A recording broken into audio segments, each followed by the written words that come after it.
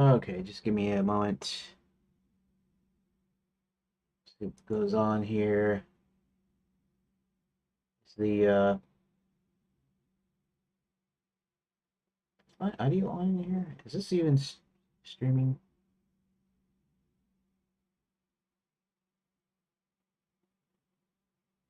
Yeah, I guess it's there. That's fine.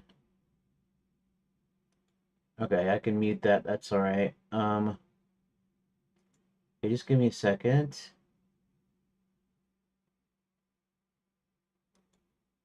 And I'm offside. Interesting.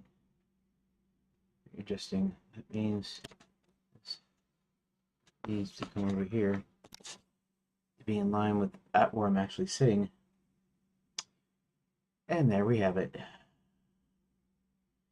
Okay. Well, like usual, I'm not exactly feeling anything here. What I mean by that is I'm just kind of getting, I don't know, kind of losing interest, I guess, of streaming and doing this. I guess I'm not really necessarily losing interest in my game. You know, I still gotta work on it, but it's just, I don't know. There's no point in me trying to, like, do a regular schedule and, be in on a particular time or whatever, because nobody's gonna see this anyways, except for those that have actually looked via the link, you know. And occasionally I get one or two people. Well, I got four registered up here. Two might be myself because I got both YouTube and Rumble open in separate tabs, just to kind of keep an eye on them. Actually, I can take this off now because I'm not listening to anything right now. Um, but yeah, I don't know. It's kind of discouraging when I keep doing it day after day and like nobody's watching. And it's not like it's anybody's fault though, so it's not a big deal really, in the sense that certain things can't be helped. Like your time zone can't be helped, right? Time that I actually have to be able to do this in, you know. So not much to do about that other than just keep going. But so yeah, that's why I haven't been like yesterday or today been like just super on time or anything. Just I'm getting kind of tired of doing this, I guess. Um, but the game will go on. The game will continue to be made, and I'm still going to continue doing these streams. It's just I don't know. Maybe I'm not going to try to be anything like professional or special. Really, I was hoping get enough people interested in that later on, maybe I get some sort of support later on. And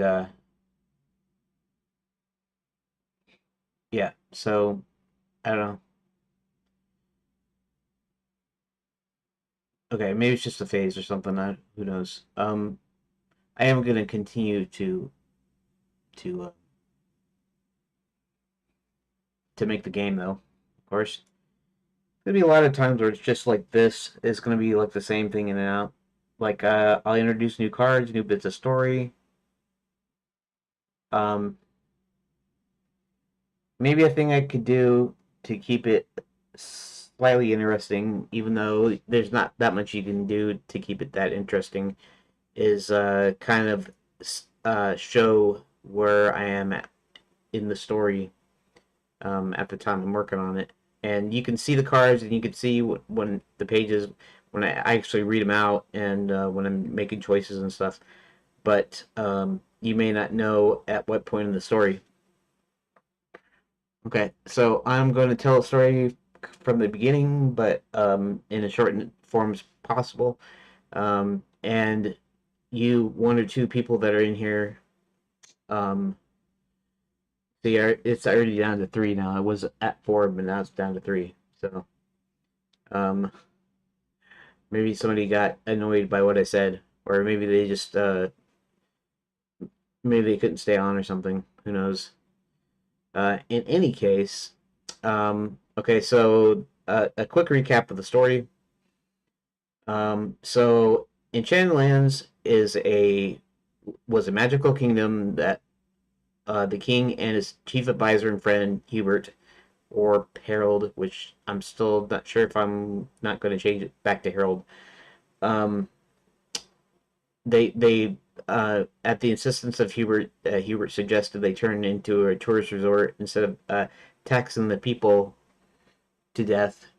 And the king thought it was a great idea, so they set about creating this resort for the fabulously, ridiculously, ludicrously wealthy, and where you could kind of live out your fantasies. You could become a knight or a wizard or a fairy godmother or a princess, and or you could just stay at one of the hotels and eat the food and just for a relaxing getaway.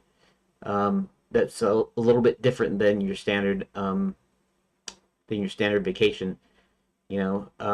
What do you get for the person that's so wealthy that has everything?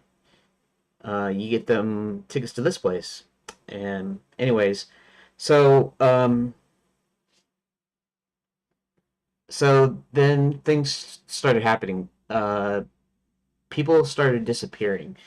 The king started acting really strangely. He noted that he acted really strangely.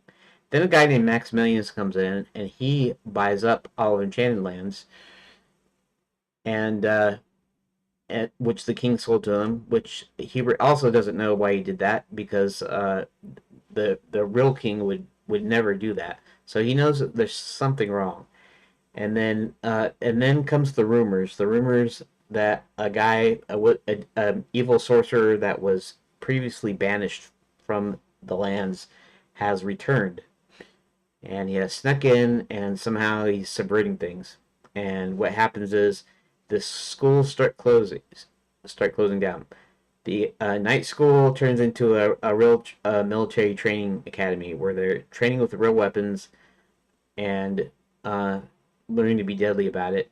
Um, Although, as you'll shortly see, there's still a little bit of laxity on behalf of the people that are in night school. But it still is to show that the uh, the the schools are being subverted. Fairy God College uh, is closed.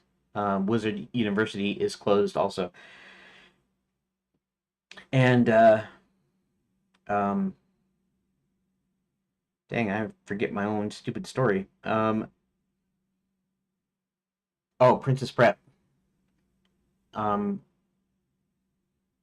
Princess Prep is also closed. Um, and so these bad things keep happening, and Hubert wants to get down to the bottom of it, and he can only trust a few people, so he decides he's gonna bring in some external help. And this is where John comes in. John is from our realm, and he's brought in just to be a fresh pair of eyes, to be someone that's different, uh, someone not really acclimated to the whole thing about Enchanted Lands, and possibly not be bought or persuaded to go against things. Um, Now, Hubert does have a couple of friends, so it's not that he doesn't have anybody he can trust. Like, for instance, the Count running the Bats and Belfry Motel. Uh, Hotel. I'm still on the fence about that. Motel is a relatively modern invention. It's just a motor. It's like a hotel, but with all the rooms on the ground floor with parking spaces in front. So it takes hotel and then puts the MOT in front of it, like a motor hotel. So I always say motel because sounds cheaper. Um, Now, this being Enchanted Lands, you have carriages and horses and that sort of thing. You don't actually have automobiles like we do. But being that it's a modern age, in other words, there are other realms like ours that do use automobiles and modern conveniences and stuff. Um, it wouldn't be unheard of it calling it a motel. And plus, you could probably still stay at a motel, even if you're just horse and buggy, right? Anyways, uh, so this is kind of where we're at, right? Um, Now that's part of the main story, and then we're introduced to a few extra characters. Actually, I think Chester is the first external character, right? The first he's a main character, but he's not. Our main characters are Hubert, John, and coming up, Princess Karen. And yes, I use the name Karen, but I spelled it with an I instead of an E. Karin. So you can use all the Karen jokes you want. Um, okay, so the first extra character that we're introduced with is Chester. Chester's a friendly dragon, and Chester um uh is uh is trying to find his friends, and he's going to their caves. He doesn't find them there. He looks around and he finds them terrorizing small villages, and so he has to subdue them in some way in order to stop them um, from hurting villagers. And so that's kind of where we left him. And then now we switch back to John. John stepped through the portal. He's on a train cabin. The cabin starts tumbling, and he wakes up and he's in this forest without leaves on the trees, and there are a bunch of other various people kind of scattered about, kind of all waking up. Apparently not harmed in any way, but clearly you can see that there are train cars, and they're all over the place, along with the luggage, belongings, and then, like I said, people and creatures and whatever waking up and trying to get their bearings, trying to getting ready to leave after the perfect quote unquote accident. And now, there's one thing I would say here. Actually, you already know it because of I said it before, but it was indeed a flying train. Now, the thing is it's not readily obvious to John, except for when he gets up and he looks around and he notices that there are actually train cars.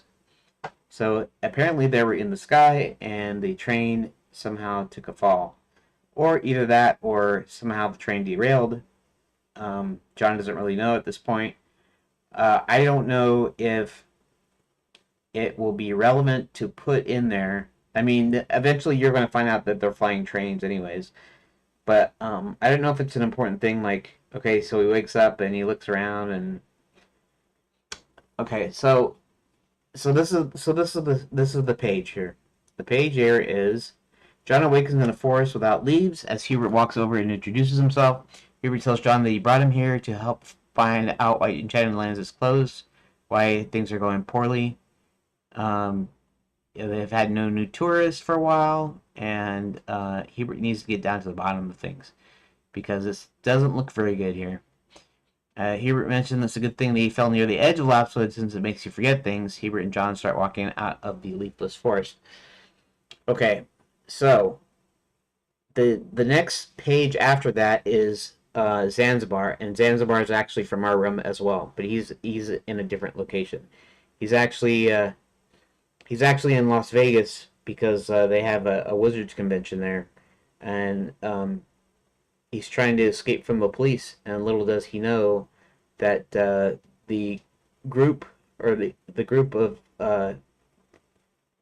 people that he fell in with were actual wizards from Enchanted Lands, and so he's going to very quickly find himself in Enchanted Lands and find it that he's gotten away from the police, and who knows, maybe there's some potential here to make some money. Okay, so I don't know if I'm gonna start out with asking Grok anything. I don't know if I'm gonna do the process or anything because I'm looking at this and there is well, I could ask Grok because Grok has given me ideas before. It's just like this thing where it's a you try to intercept the little man or you try to talk to him. I figured, hey, that would give a little bit of agency there because otherwise it's just kind of linear, right? And even this is linear too. Now I don't have ideas right now of any kind of interesting choices you could put in here because all this is this is still like the setup to the game basically. Um, John has little to do here other than following um, Hubert out. So I have to think, okay, so do I just leave it like it is, or do I find a way to, um, to add something a little extra flavor, a little extra something? Because the next one is Zanzibar and Cerulean, and um, because of that, there's nothing that I am trying to transition to. I'm not trying to transition from here to here because the only transition is that meanwhile back in our realm, uh, in a completely different state, you know, Zanzibar the Great, right? Okay, so there's not a lot of things here to do that the player can do that John could do, right? The only thing he can do right now, because he's a little disoriented, is just basically to follow Hubert out. He could also ask him questions though. So so there's that, and so I'm thinking of not a dialogue puzzle per se. In fact, you're not going to really find any dialogue puzzles here because I don't have the setup to do. There's no state tracking. There's no save variables or anything like that. And a dialogue system is something maybe I could think about being a choose your own adventure. I'm not really sure. I'm not really sure if because dialogue would be just like any other thing in here. It'd be a list of lines, and you would say ask about such and such, and then it would go to another page, and in this case, it would not be going back, and it wouldn't go back to like a main page or whatever. But and not that it couldn't physically, I can do that. I can have it go in a loop, completely go in a loop. But without a proper dialogue system, in fact, that just brings up something though. Something like I do have to look up here. Let's uh let's go to the roadmap here, and I have a choose your own adventure. I have a navigation system, which is separate. Rune independence for usability, multiple player characters, audiovisual elements. I don't have a dialogue system anywhere, and I'm not sure where that would fit in just right now. Um, uh, where would a dialogue system fit in here? Maybe after room independence, maybe before multiple player characters, maybe after multiple player characters. I'm not really sure. because I haven't thought of a dialogue system. You don't have dialogue in Choose Your Own Adventure. I mean, the characters have dialogue and they say stuff, but I don't have you don't have a like a system. There's not a big dialogue thing going on here. So do I make it its own phrase? I might should. I might could do it after multiple player characters though. Um, I might ask Grok that. I don't mean I would never use Grok today. I just mean for making up pages and stuff. Um, I was gonna ask him.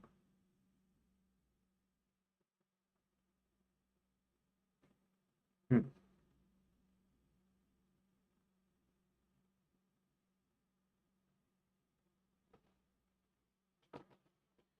So thinking for myself, I'm going, okay, what would be some interesting choices here that John could do or Hubert could do or whatever.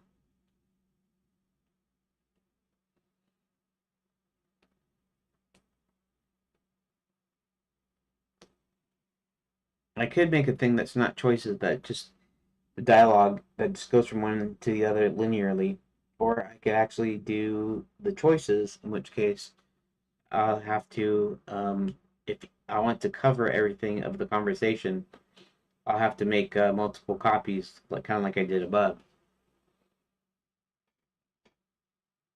That did be the big 17 pager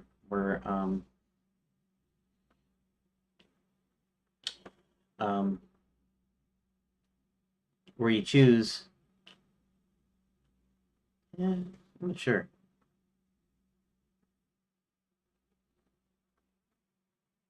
The more responses you give, the more um, let's see, the more responses you give, the more pages I have to write because there are no loops in here.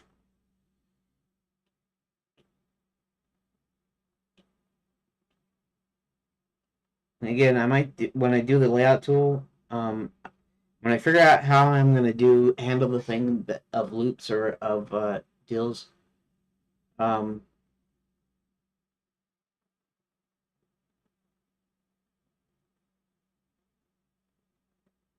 I'm going to I didn't get sleep enough again last night, so I'm gonna be yawning throughout this whole session. Anywho, see now there's two people, and those two are probably just me, I guess. Probably two are me, and probably one is Rook, um, who's I think is heading home right now from work. But he doesn't usually come in there when in here when he's at work. So, anyways, and now it's down. See, I don't get that. Now it's down to one, right? How is it that it's one? Does it is it able to tell that I'm in here, and so it does that? Shouldn't that be zero because there's actually nobody, or is it me in both YouTube and Rumble, and Restream is smart enough to know that, and there's one extra person watching right now?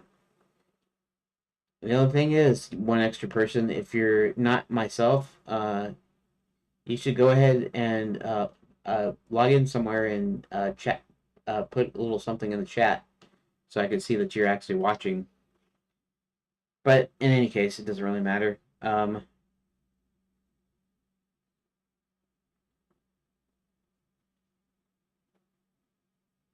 Let's see.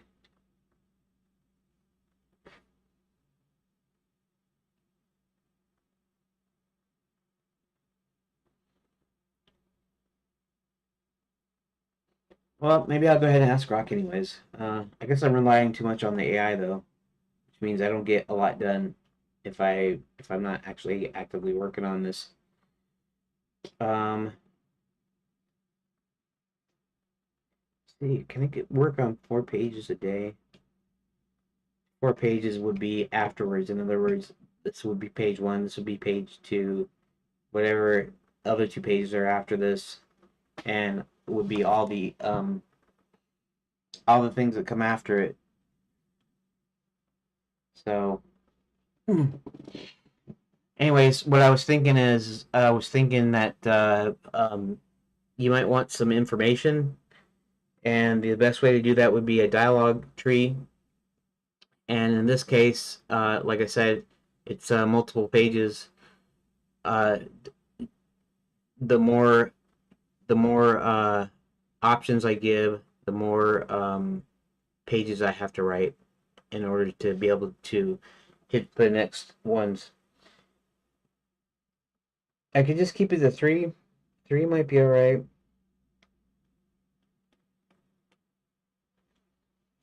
And I still have to design the conversation that ways.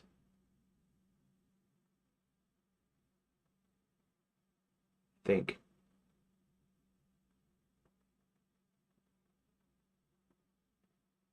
Hmm.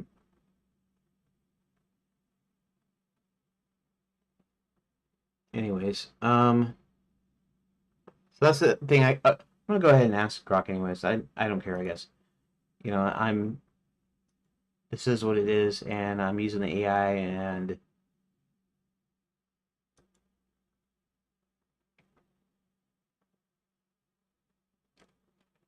let me look at.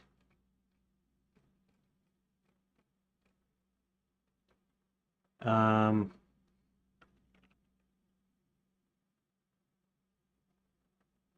Thanks for the update.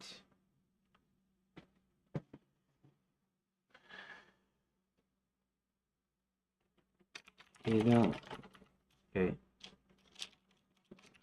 Now Tuesday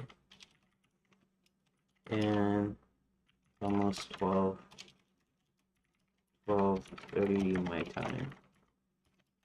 You don't need to start with thanks for, because I don't need to be thanked.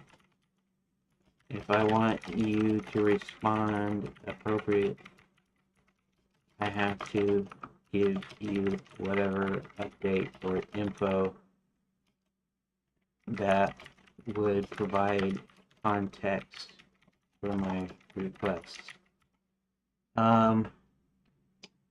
Yeah, any choices?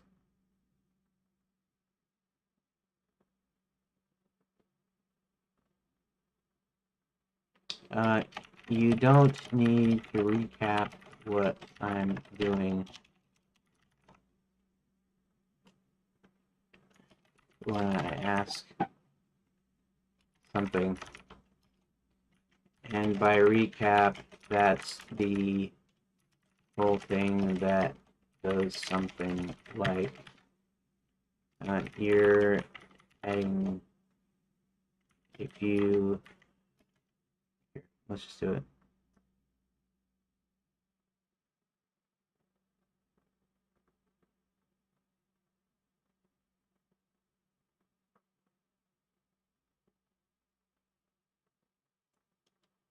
Copy.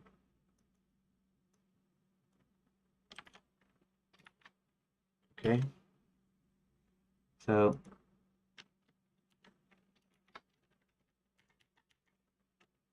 you also do not need to remind me of the ODT file, which I've not been using so far.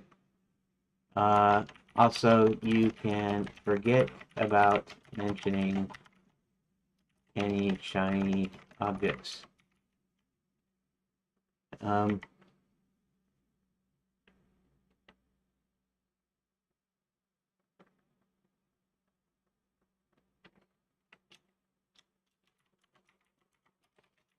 You don't need to mention the page count unless I specifically mention it or ask about it. Okay.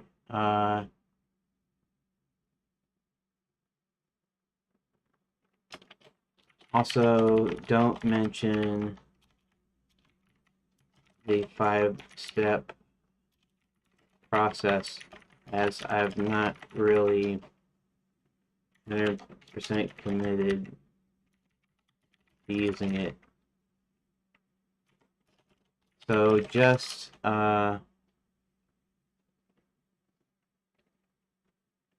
keep the answers appropriate to the questions at hand, keeping them as short and succinct as possible. When I make a statement that's not a question or query, then just acknowledge it, but don't write a large paragraph or even several paragraphs.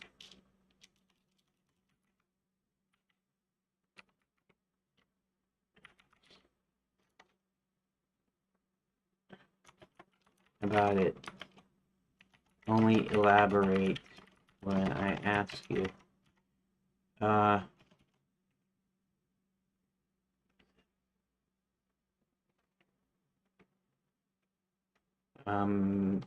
Think you can do that? There we go. Think you can do that? Okay, try that. So keep your responses concise with recaps, thanks, shiny objects, ODT file mentions, page counts unless asked, 5-step process unless you bring it up. I'll answer a question directly and acknowledge statements briefly. I can do that. Ready for your next question or task? Okay, so I have another story beat. Well, actually, it's kind of a part of the same one as the train cabin, as it's what happens just after.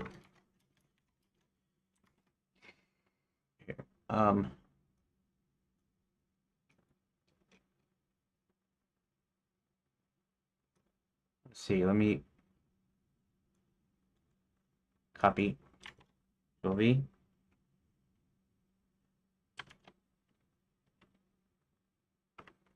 Yeah, let's put it in quotes.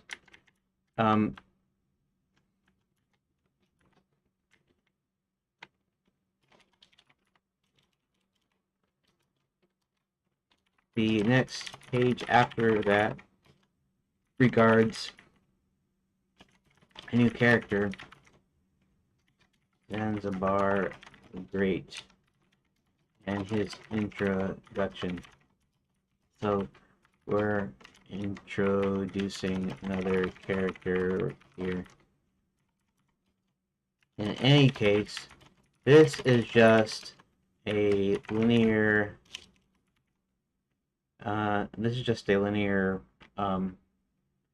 just a single story beat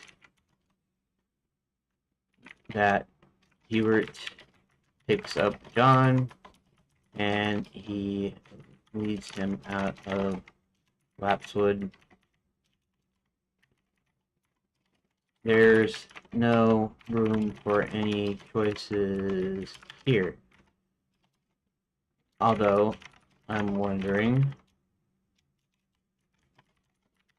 if you have any ideas concerning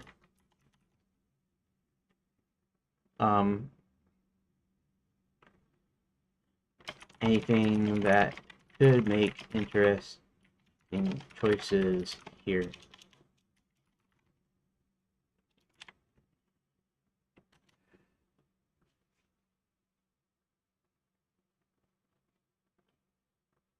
We're gonna story. He introduced himself to John Lasso, leads him out. Part of the game. No apparent room for choices. You're introducing Zanzibar the Great in the next page. Ideas for choices. Ask Hubert about his role. John questioned Hubert's purpose in bringing him here, gaining insight. Examine Lapswood's trees. Explore. Expect leaves to flourish, noting this area effect before walking out. Hesitate before following Hubert. Lightweight choices add agency. John's reaction without altering the outcome. Walking up. Well, it's just going to switch characters. It's like, okay, they leave Upswood, and then meanwhile, back in our realm, uh,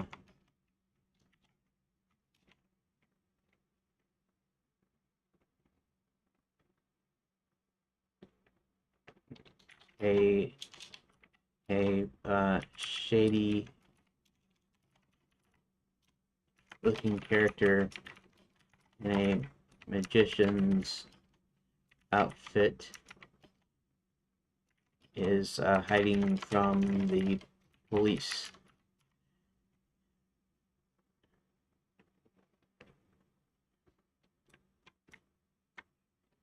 Okay. So, so Hubert and John have nothing to do with Zanzibar.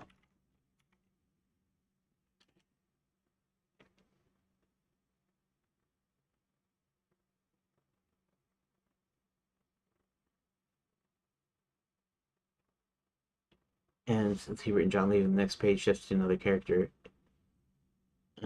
Unconnected. Okay. Right. Okay, so one of the ideas was a small dialogue tree that would get the player and John up to speed. I still have to be careful with the number of choices, so since there's not a proper dialogue system in place just yet. That'll have to be a separate thing that I'll have to add, because you're gonna have a dialogue system where you ask, NPCs questions.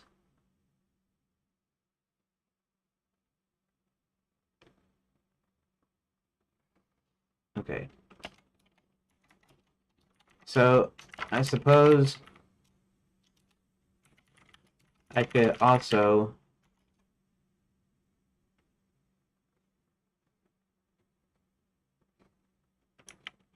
add some initial exploration and maybe even an NPC or two.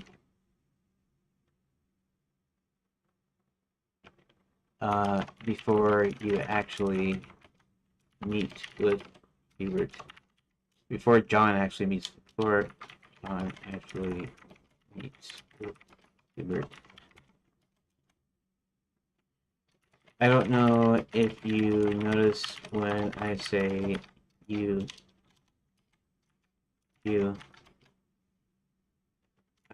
I guess second person narrative, like an actual CYOA. You go here, you do this, you say something.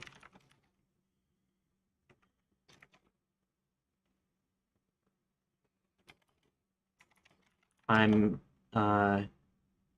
usually talking about whatever current character is being used, but also meaning the player. You meet with Hubert really means John meets with Hubert.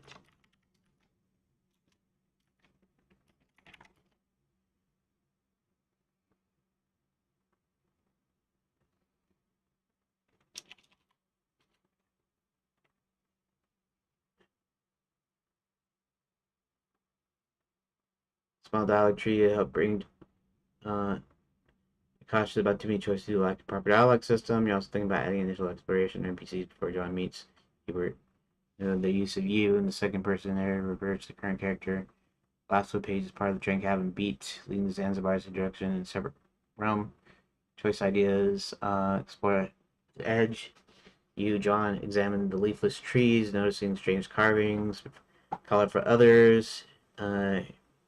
Talk to the lost traveler.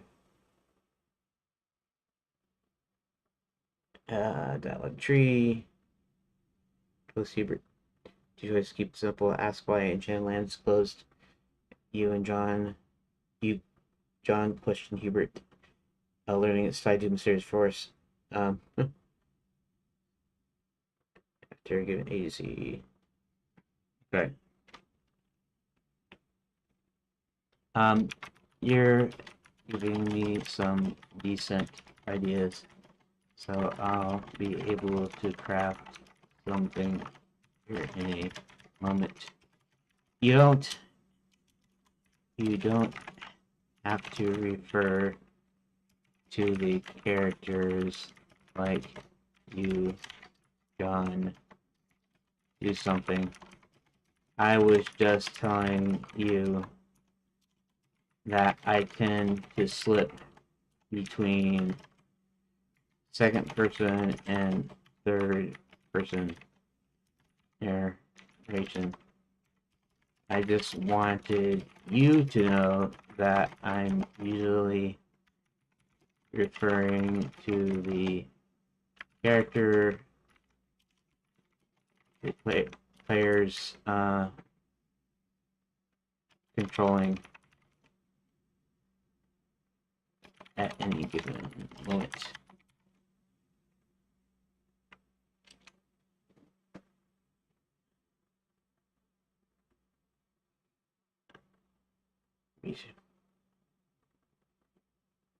Also, page you're clear on. Okay. That I don't need to use John format ready when you have your crafted choices. I need more suggestion. Okay, so now it did give me some ideas. Okay, a few ideas, and I want to make sure that this doesn't take too long. That it doesn't. How should I say? That it isn't too big, right? So I want to make sure it's not too big. Um, by the way, if there's anybody watching or listening, occasionally pop into the chat and say something. Unless you don't have an account, you're just listening. I mean, that's cool, I guess. But I'd appreciate it if you pop in and say hey or whatever. You don't even have to talk that much. Just give me an idea that you're actually watching or listening.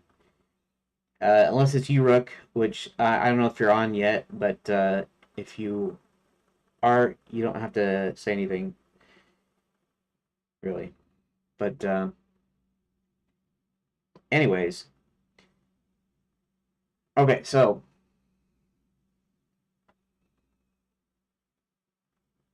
I'm okay. So I'm gonna do the thing. Let's see. You know the thing, Lapswood.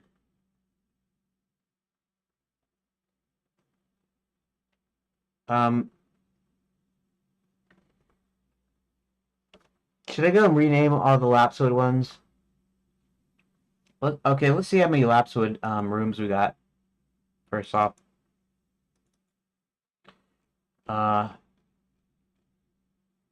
currently we have 4 Lapswood, 4 that are just labeled just Lapswood. Like this is actually the edge. Like I got Lapswood Edge down there too, but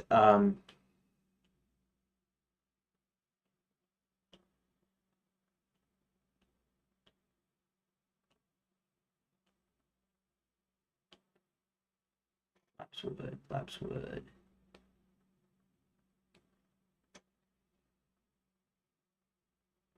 1, 2, 3, and 4. 1, 2, and 3.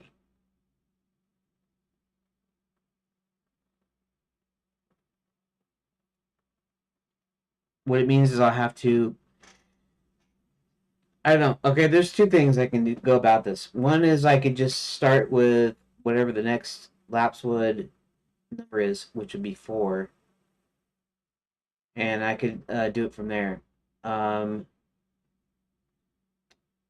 the pro would be that I don't need to like rename and do a bunch of renaming and weird stuff to it. The con is that um, you won't know that you won't kind of know the order that they're coming in. The way I got it set up now is there's a certain order, right, on how you encounter it. Um, but if I do it this way, it does make it easier and quicker. But 4, 5, and 6 is going to be actually before 1, 2, and 3. In fact, I should almost actually just do that, anyways. I guess suppose I could like rename them later or something. Maybe that's how I should do it. Um, let's see.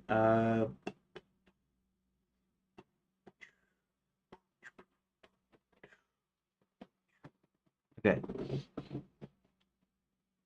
And again, these are going to be some of these. I'm gonna have to go through and like rename some of the locations to be a little bit more specific. In other words, laps 1, 2, and 3. This is an edge, but this is not edge 1 or edge 2, even though technically it is an edge of it. So I could do that. These are within lapswood in the middle here somewhere, and I might should be a little bit more explicit to where they are. Um, and maybe I need to make sure that okay, so there's two things too. So I guess I don't know, I'm kind of struggling. Wizard U, entrance and library. Okay. Now, there's probably also another Wizard U. Okay, maybe not. Okay,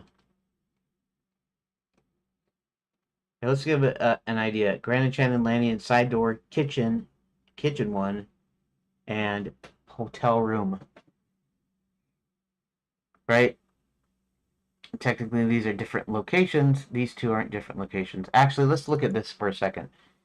Uh, they go in the kitchen, the Grand Enchanted, they find a secret passage into the wine cellar. Hit one if you wish to go into the wine cellar. Okay, so that would be. So this is the kitchen, and then the next thing's the wine cellar. Kitchen one. Uh, they try to walk out the side doors of the kitchen calmly and slowly. Hit one if you wish to go to the enchanted. Okay, so I've got a disconnect here. Kitchen. Grand Enchanted Landing kitchen.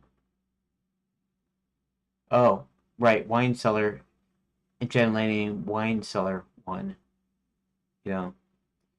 So okay, so there's two things. One is I could do a big renaming thing where it's all by location. In other words, the Grand Enchanted Landing is the location, and these are just 1, 2, and 3, and whatever.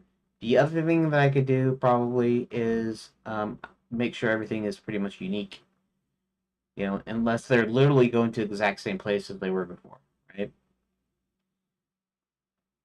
And then only then would I have like a one suffix.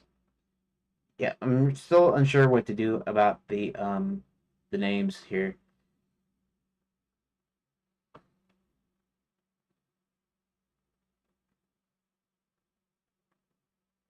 And I'm also unsure as to.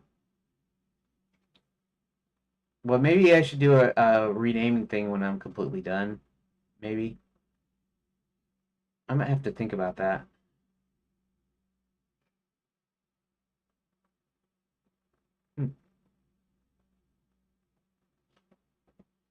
Anyways, maybe I should go through some of these and maybe they should be specific locations too. You know, not just general. Like villages is one thing. Okay, so that's okay. That's in Belfry. This one. So that we're essentially in the lobby here. Uh,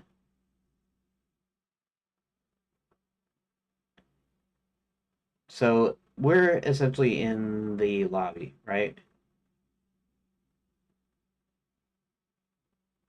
That's one. Into the mines to free the slaves. Sell ceruleum. They'll fly to the castle. See, now technically speaking, they can be in the lobby, but they could also be right outside, getting ready to go. So, but this is still at the Bats and Belfry location. Back of the Bats and Belfry, he changes Cerulean back into a man. And in this case, maybe they're at a stables or whatever. Maybe this is not in the lobby because they don't allow unicorns or horses into the lobby, right? For instance. Um, what's kind of interesting here, back to Bats and Belfry, John goes into the books to bring Karen out. So, let's go into the rest of the books.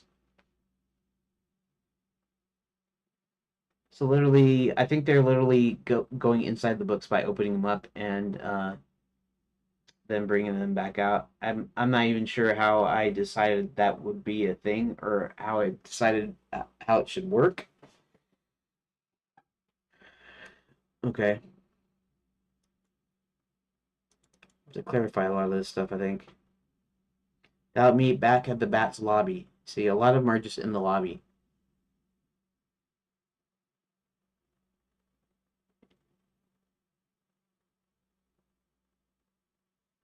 Hmm. Okay.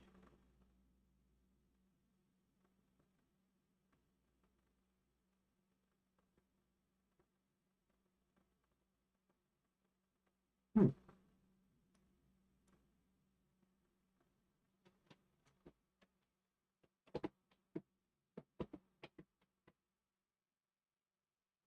See, eventually these numbers should not mean anything.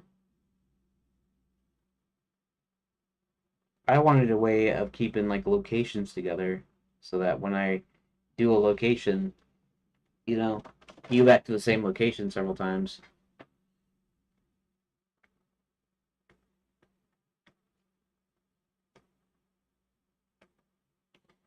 But if you're looking at a real graphic point and click adventure and there's locations like literally a change in scenes, there might be like 200 changes in scenes. You might go back for whatever reason. It might be a hub. It might be a thing where you go back to the same place again.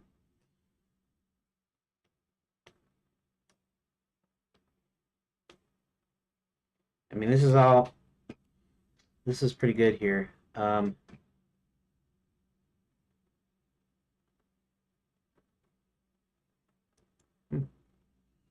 Really, a lot of it takes place in the lobby.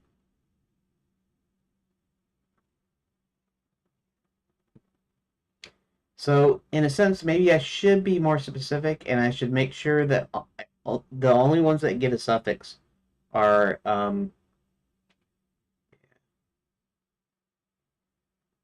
Yeah, I didn't think about that too. I guess because this is not going to have like a regular order anymore. Like you have two branches, and that's not a particular order unless I do like A B A B C that sort of thing. I'm not sure about that.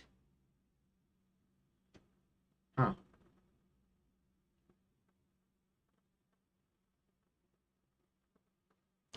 I don't know. Shoot, it almost looks like I'm not going to get that much done today either, right? I might get this dialogue thing done here in a second, but I'm still thinking of the file names.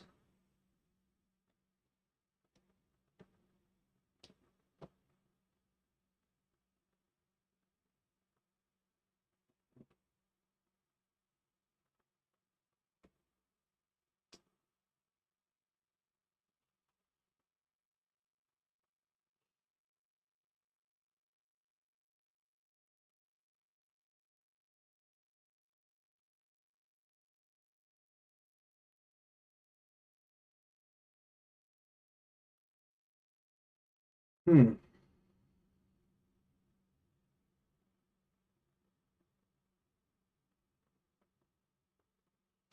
Okay, so basically the numbers are kind of for my own benefit, so I kind of know where it's at. But since things branch out, how do I say it?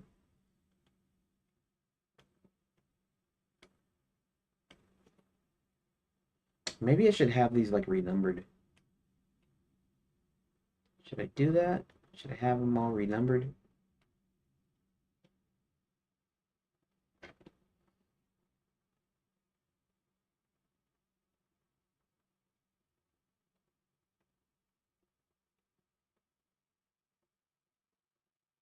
Let's see. If I have them all renumbered.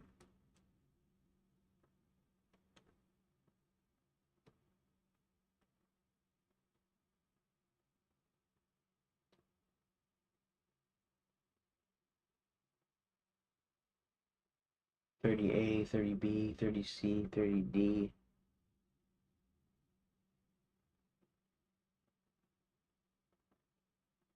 So the idea of the subscript was because eventually uh, these would all be lumped into a single room. The Bats and the Belfry lobby, for instance.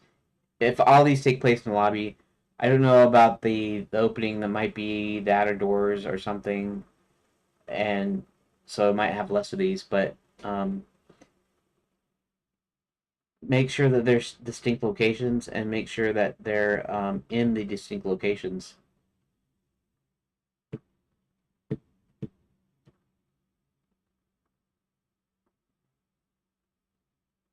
But like I said, these it's no longer going to be 100% uh, linear. Oh, that's what I was going to say. Um,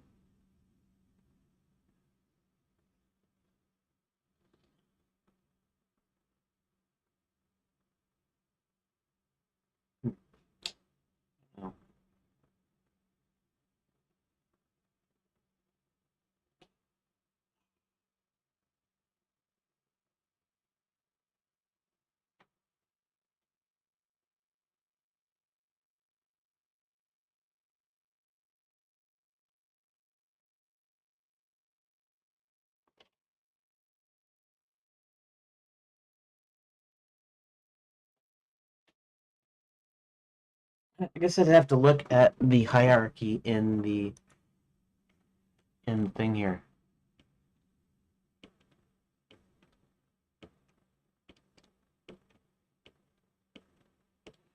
Right?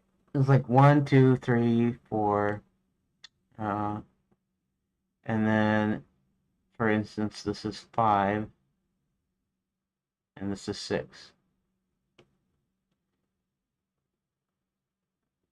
Now this is seven and eight, right? This is nine and 10, and this is 11, for instance.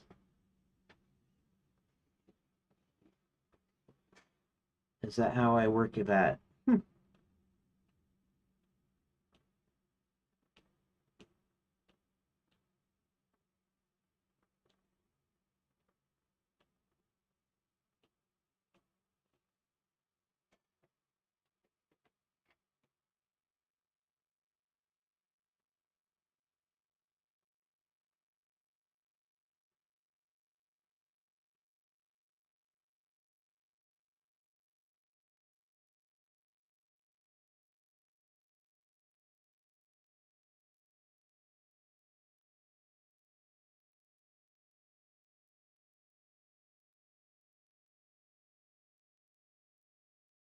You know, yeah, there was a deal about the inbound, um, where I was going. I don't need the inbound at all because the inbound was just for the links, but the inbound is also for me to be able to look up the tree and say, okay, what leads to what?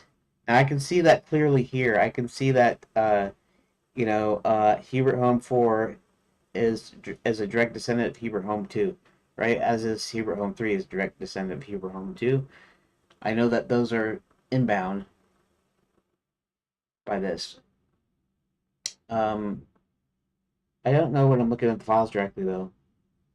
when something's inbound.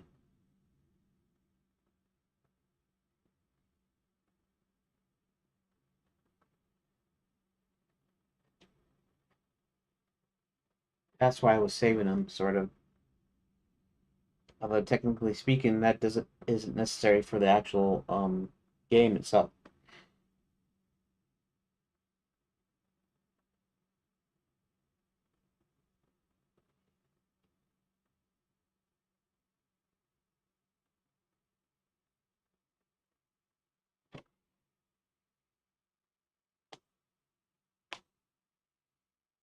See, okay, so right, two, three, and four, right? But two instead of two, three, and four like this one vertically, it's two, three, and four horizontally, three and four horizontally, and then five and six horizontally, then seven, you know.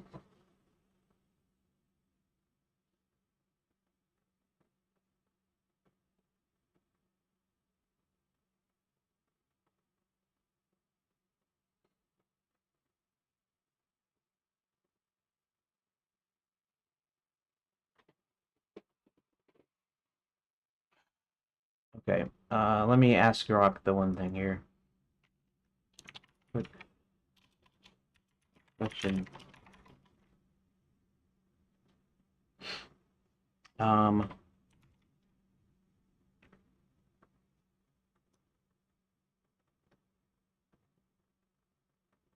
what was I gonna do here?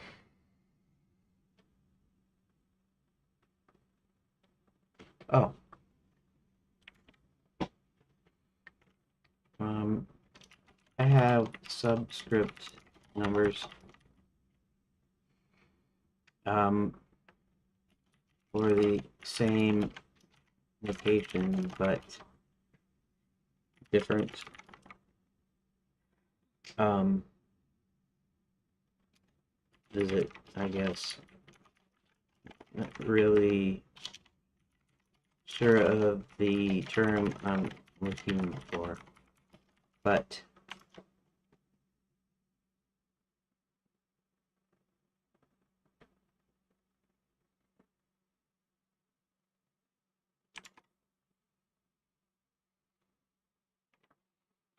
I have, for instance, apps would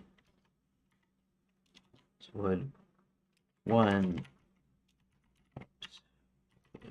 two, and so forth.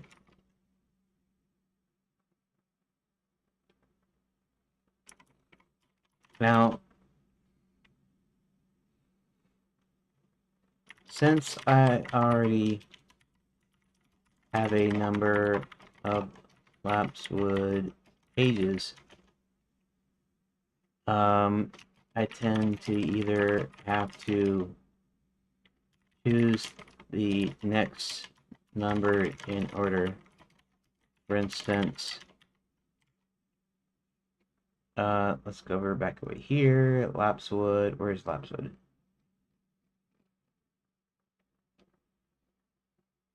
That's the other thing is having locations together. In other words, dwarf mines. If I were to make these a little bit more specific, but the other Lapswoods down here, and Lapswood is actually up there. It's part of the same location, or it doesn't have to be part of the same location, but maybe part of the same area. Essentially the same location. Where the I have like okay, so like I have the specific location. Like these caves of Dragonmount, right? I might have the cave system would be one, but I might have the three rooms. Actually, in this case, it's actually they're the same rooms. Some of these are the same rooms. So I'm not really sure what to think about that. Okay, I guess it doesn't matter. Whatever. Um, yeah, let's go to Lapswood. Lapswood 3. I have 4 Lapswood pages. Um, with the last being Lapswood 3.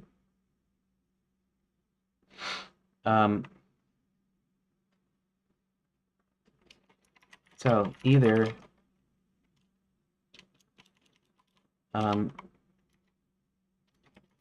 so now I'm inserting a new apps wood page in between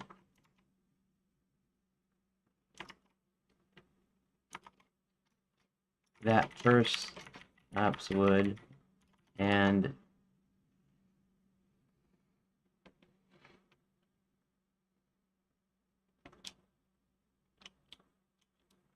pages after the initial one, but 1, 2, and 3 are further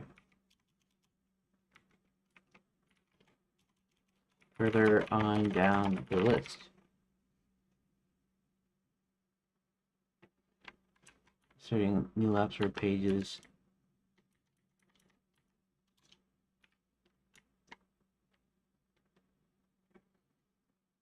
Three are further on down the list. So, do I rename 1, 2, and 3 to something else? And I have to go through and relink stuff?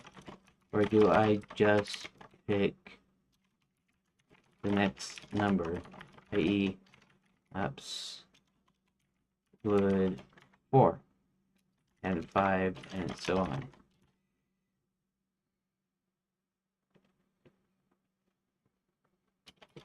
Pros of doing this is I don't have to worry about previous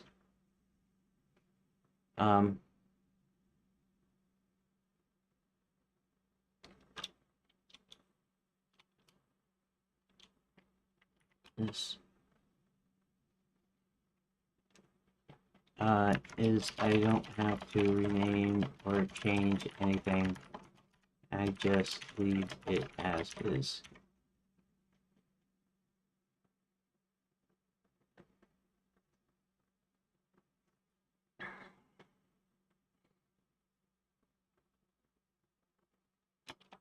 Cons is that no be any kind of order.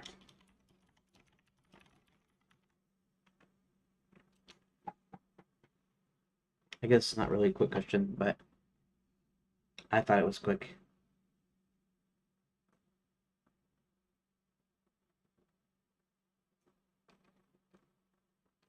Option 1, use next number 4, 5. No need to rename or relink existing pages. Faster, less error prone, keeps the existing structure intact. Cons, numbers won't reflect narrative order. Comes before 2, which may confuse you during planning or implementation. Best for quick conditions, minimal disruption. Rename existing pages. Keeps numbers sequential with narrative order. Cons requires renaming. Time-consuming. Risk links, errors and links or references. Best for narrative clarity. Option 1 for simplicity. If you've already been managing multiple pages, avoiding relinking saves time. To address the out of order con, add a note in your planning, or use descriptive subtitles. First return. This keeps your workflow efficient while maintaining clarity. Want to stick to lapse with 4 or 5 we need help with subtitles or renaming.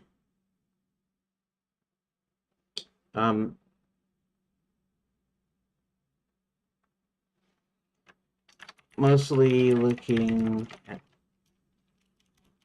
at file names.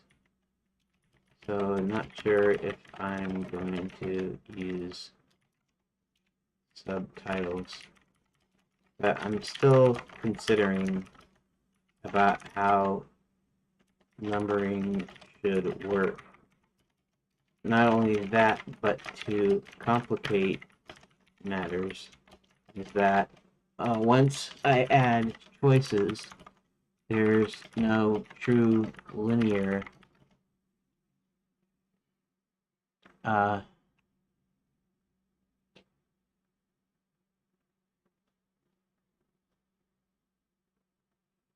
there's no true linear order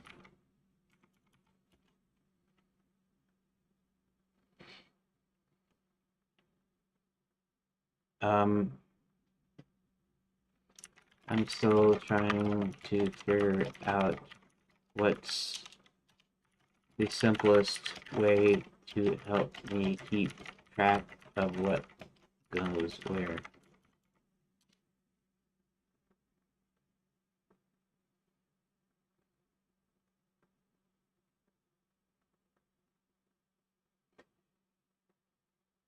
Not sure about numbering due to the nonlinear structure introduced by choices make it hard to keep track of page order. You're considering the simplest way to organize this.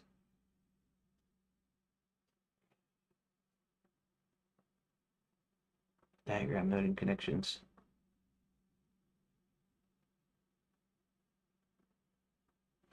No renaming. Simple to add pages. Scripted file names. Key events. Lapswood John enters. Lapswood Hubert meets. Lapswood explore trees. Track choices and flow in a separate outline. Flowchart. This is partly what the layout thing does. The layout in the editor and the new layout tool. So it actually shows me visually what links to what and what links to where. My big issue is looking at the file names, and the other part of it is that they can kind of be all over the place.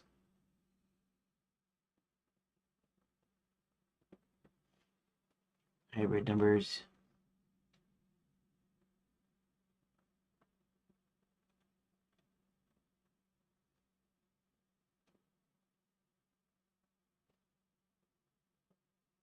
Numbers and descriptors.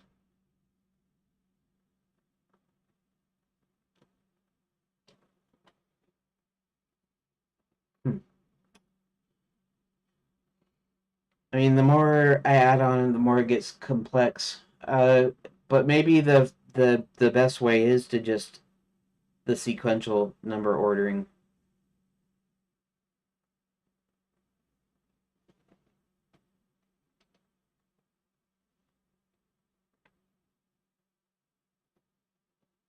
And I guess I can always rely on the diagram. I wonder if there's a way that I could print everything out.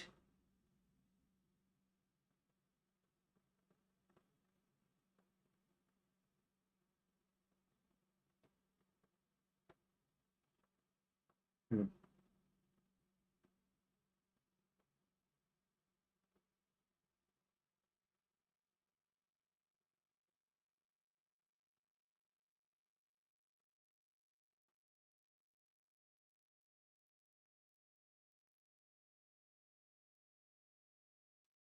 I can leave sequential numbering from here on out, though, because that seems like the simplest and easiest way to do it. Later on, I don't know.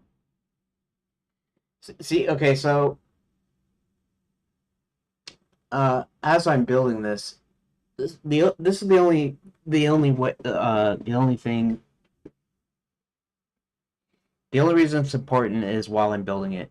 When I'm completely done and I've kind of locked in and finalized everything, then it's not going to matter it's not going to matter what the file name is or whatever. I'll just be able to look at it and see what goes where.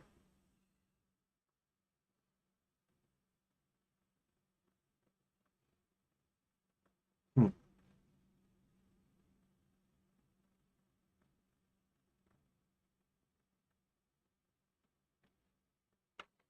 Maybe I'll just make it sequential. I grouped similar locations just because they're eventually going to be in one room file. However, it seems like I'll need to make sure every change of scene is its own location. Um,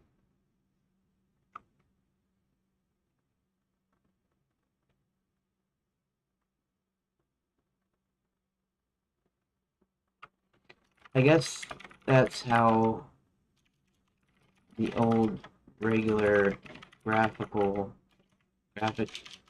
adventure games using text worked. Well, probably Zork used just some numerical system, and probably you had no clue what went where unless you diagrammed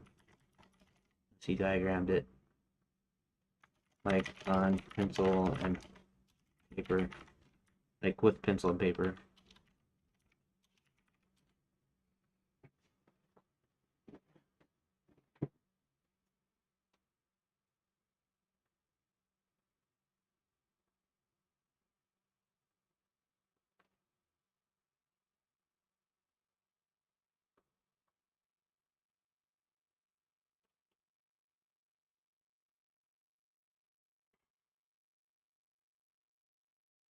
Text file or spreadsheet with entries like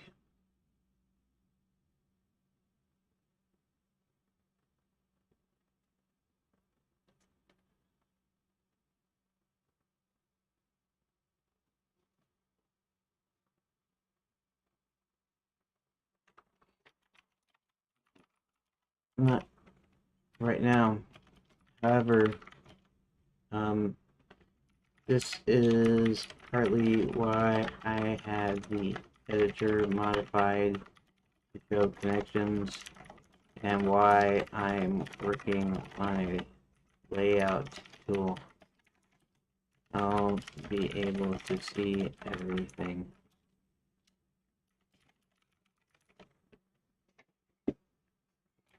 in the end.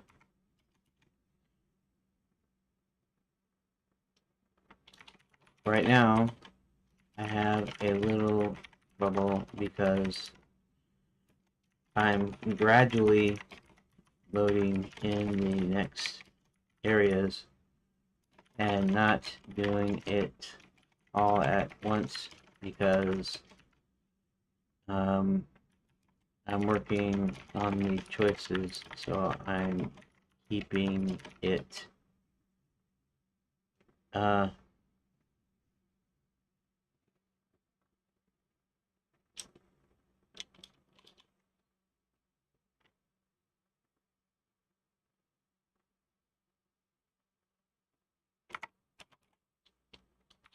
right now I'm up to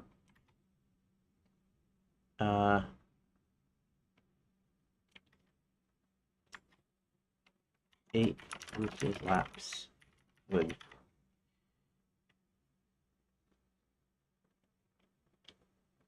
Um,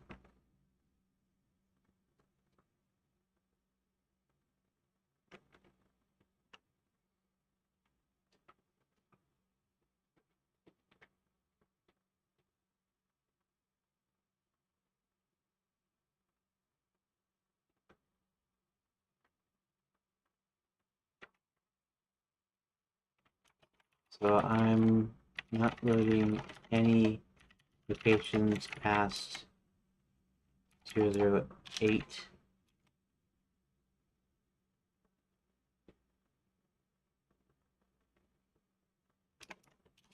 until I get these done.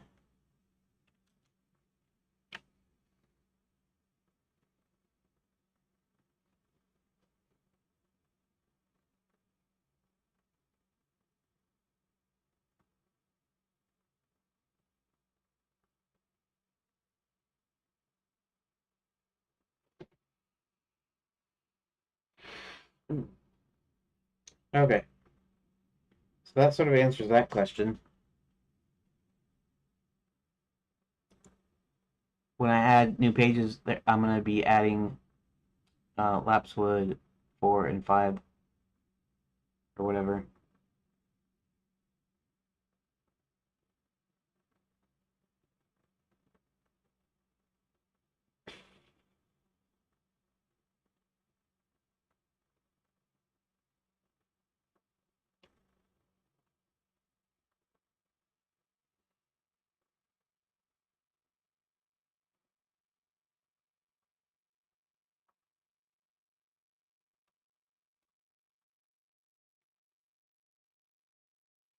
That's also where the mapping becomes important too. So if I can map areas,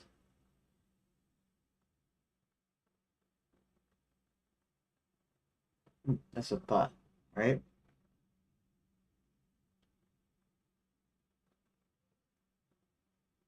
Oh,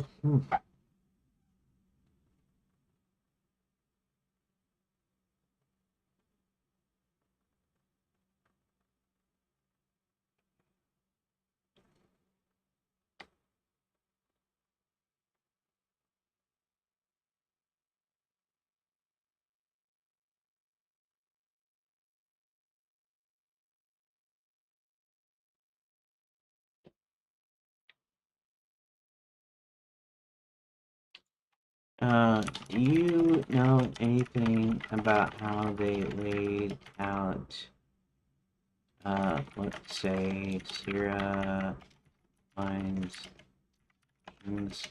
West 6, where they based on a grid, as I'm pretty sure earlier Sierra games were, but I don't think they stuck with that for long.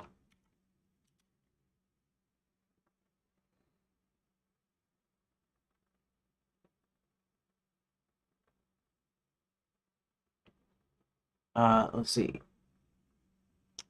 Moving away from the grid-based layout of earlier games like King's Quest 1 through 3, which use AGI, here's a breakdown. Good, this will give me some ideas anyways, right?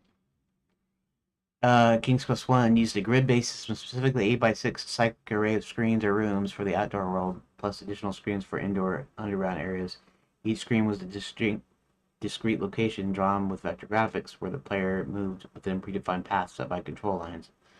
These lines prevent walking through objects like walls. Yeah, that's fine. I know that. Maintain a rigid grid-like structure to manage navigation and object placement. Priority bands. Yeah. I know priority bands and everything. King's Quest 6 SCI-1 engine.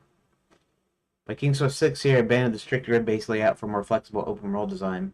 The game features a point-and-click interface with icon-based toolbar, no fixed grid of screens. Instead, it uses a series of interconnected scenes, rooms, with detailed VGA backgrounds, allowing smoother navigation and more dynamic character movement. Backgrounds are created from thumbnail sketches to detailed acrylic paintings scanned into the game.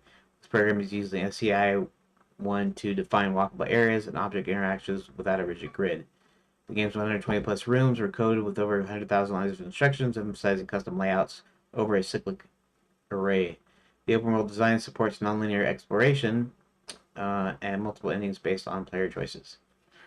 Key differences. Unlike the AGI's grid, where rooms are uniform and navigation is constrained to a map-like structure, King's Quest 6 allowed for varied room shapes, smoother animations, more complex puzzles, control lines to define walkable areas, tailored to each of the scene's unique layout, not a standardized grid. The shift enabled richer environments, Isle of the Crown's village, Isle of the Beast's garden, and supported the game's detailed storytelling and optional quests. While the change allowed Sierra to leverage better hardware for BGA graphics, full voiceovers, I get that. That's not really. I'm just more interested in the mapping and how they uh, not only structure with choices similar to King's Quest 6 approach, sequential numbering allows it to managing multiple scenes without a strict grid. Your layout tool could visualize connections. If you're avoiding a grid, you can define each scene with custom navigation paths, check choices, uh, in a flowchart, as you mentioned, with your editor modifications.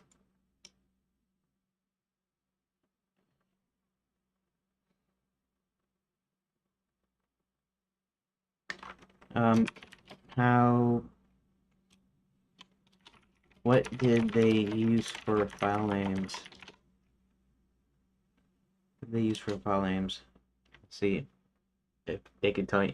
It may or may not be able to, but this is a compendium of like it should have like data of certain things. Um,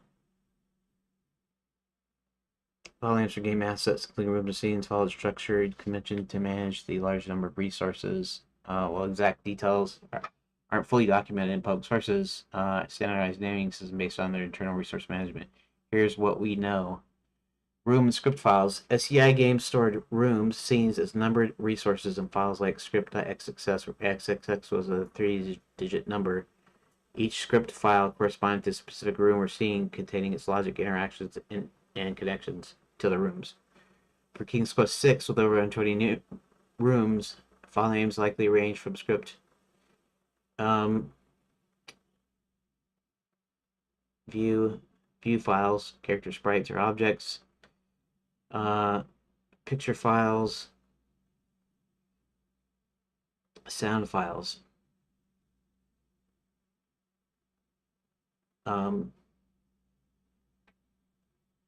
music or effects stored in resource packages, and related assets for disk management.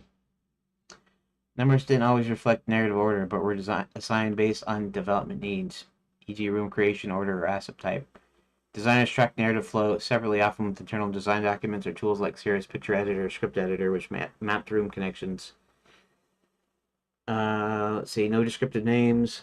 Unlike modern naming with descriptive labels, Sierra used purely numerical file names for simplicity and engine compatibility. Descriptive names or locations were in design documents, not file names. A room like Isle of the Crown pawn shop might be script point script.030 with its background as pic.030 and character animations as view.031. Connections to other rooms were coded in the script, not in the file name.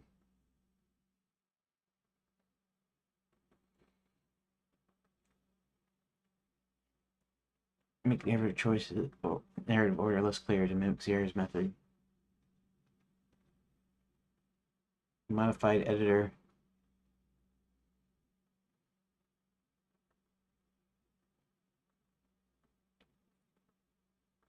Hmm.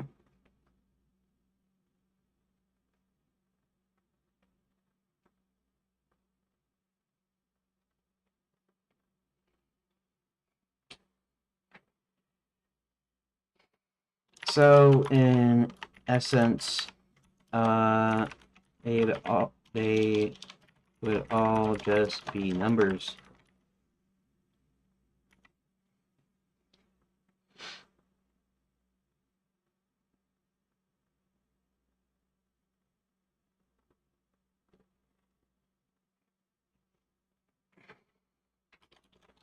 To be able to tell what was what, they would need either a tool or a document that would describe what each number referenced. Is that the general idea?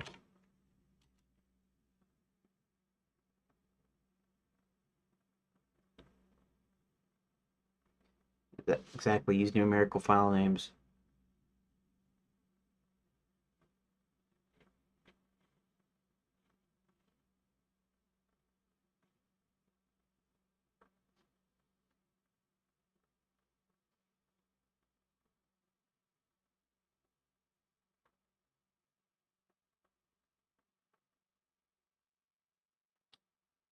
Hmm.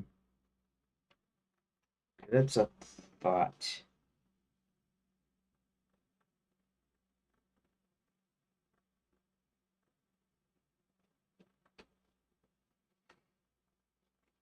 Hmm. I don't need help setting up. I'm just still determining how I should name the files. Also, file groupings. I don't know, maybe file groupings shouldn't matter. Although the way I'm doing this is I'm doing this based on a narrative order. Hmm.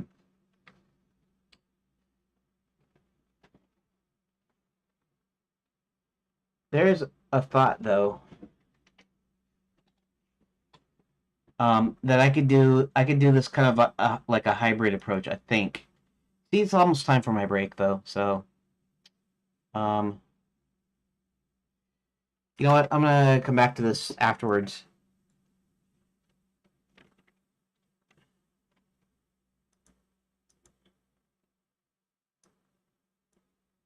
My files. I need to go on my break.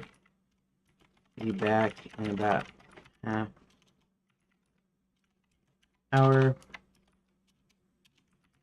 and I'll resume this conversation. Okay.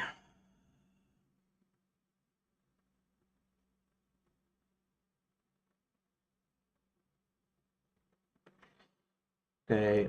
Go on break, and let's go ahead and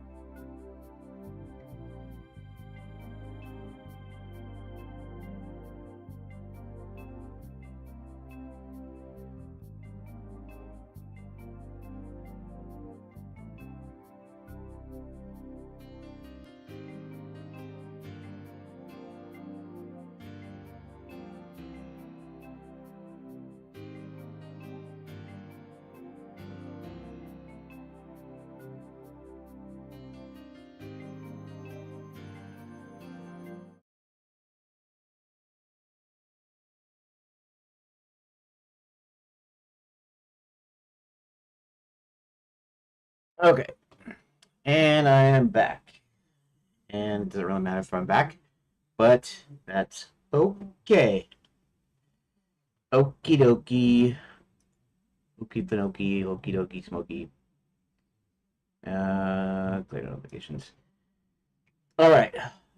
So now I'm kind of going.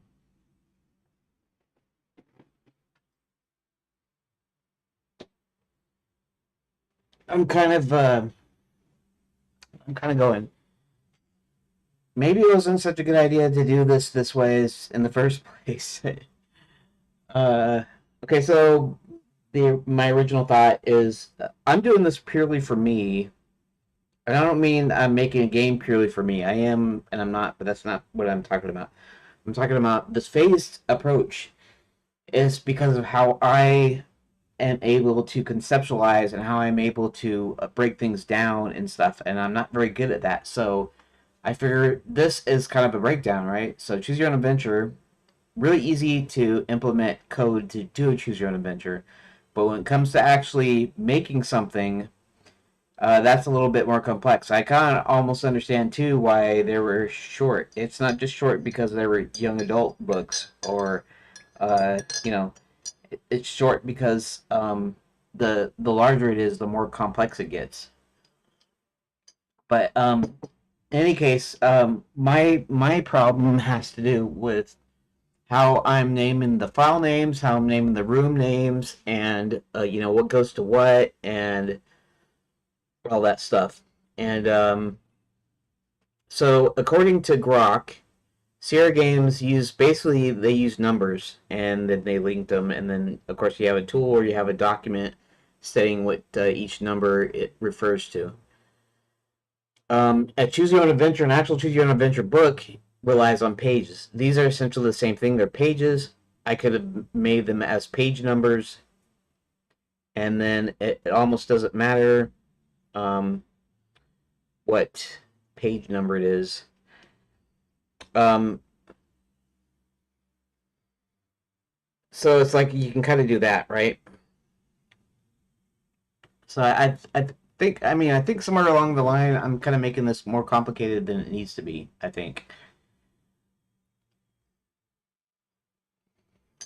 but I'm just thinking, it's easy. You do pages, right? But then later on, you're gonna have rooms, and doing my approach is I don't know. It's probably not optimal again. And originally, I conceived that the Choose Your Own Adventure version would be fairly short.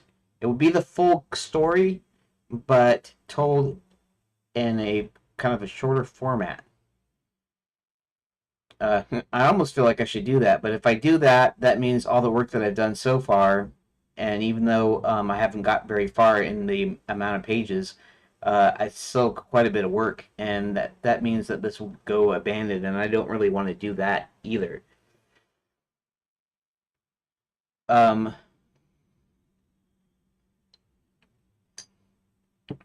so,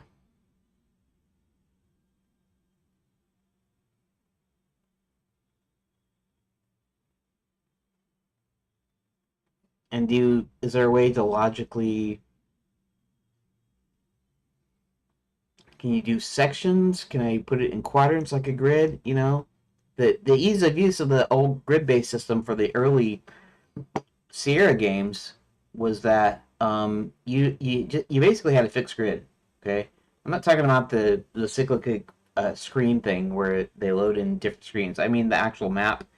The actual map is just a grid, so you go left, right, up or down, and it links to another square, and you have something in those squares, and it's all kind of nice and neat that ways, right? Later on, it's more open world. It's like a real world, right? Like you have a map, you have you might have an address, right? And then you have this house, but in the house you maybe have maybe there's 20 rooms in it. Maybe it's a mansion. It's a 20-room mansion. So then you have each of the rooms, which if you're going by hotel room, they just be like numbers or letters or a combination for the room number, and then And in certain cases, like a real mansion, you might have maybe you have the wildlife room, or has a bunch of heads of hunted animals, the hunter's lodge, or you had of course you have the kitchen, and you have this room and that room and this other room, and um, you have logical deals like that, and each is a distinct location, right? Choose Your Own Adventure doesn't have that. I mean, other than conceptually, right? Because you might go to the same room again, and it might be at night, right?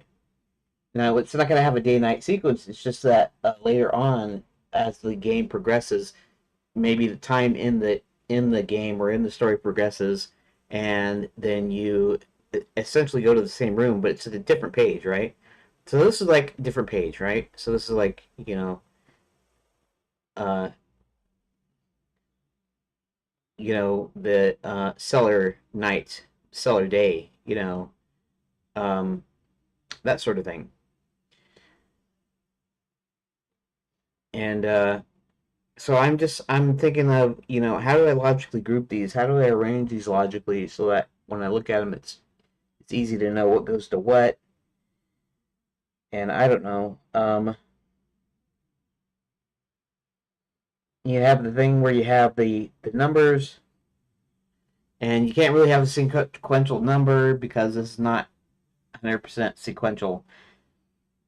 Um, then I'm thinking, okay, well, why don't I do a um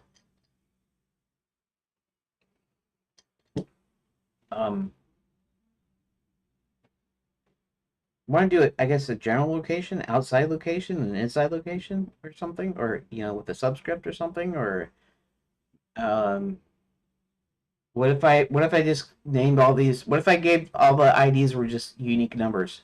That's all they were. They might have a name and stuff, but maybe when you put in the ID is just a three digit ID, 3-digit number, and like how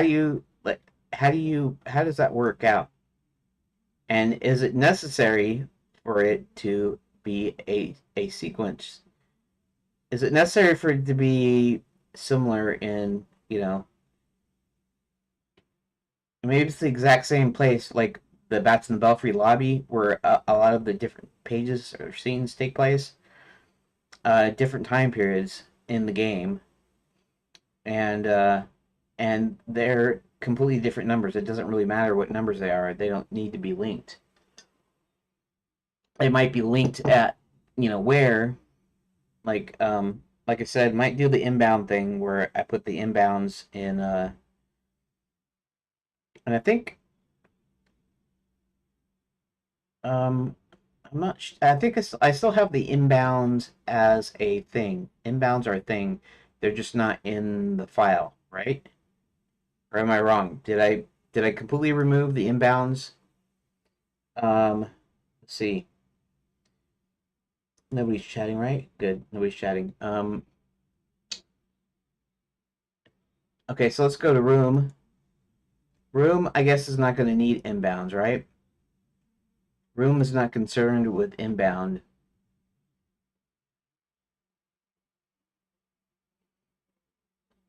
right? ID, label, description, doors, and that is about it, right? Okay. And I don't remember what original ID had something to do with the rename of the files or something, which may be something that should be in the editor part, not should be in editor room, not in the other part. Um, so editor room is going to have the inbounds, right? Uh, room data, room uh, thickness, name label, update description, inbound rooms, right? So the inbound array is there, but it's in the editor room, not in the room itself, because we're not concerned with it in the game itself. with that. We're only concerned with here. So I might could take the inbounds when it rebuilds it, and then I could save it to the metadata. I could start saving it to all the metadata. It wouldn't be that hard. This at least then I know what leads to what. But in any case, um,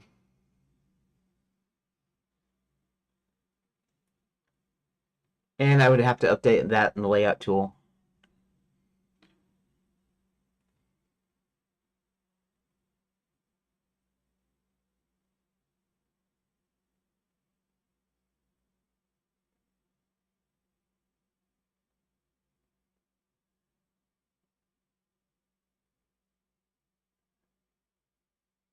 Because see, I wasn't intending on modifying this anymore, but now I'm still thinking about it again.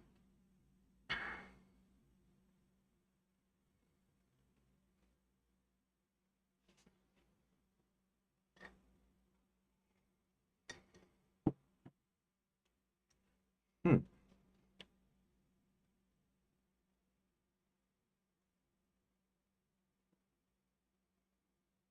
That is interesting.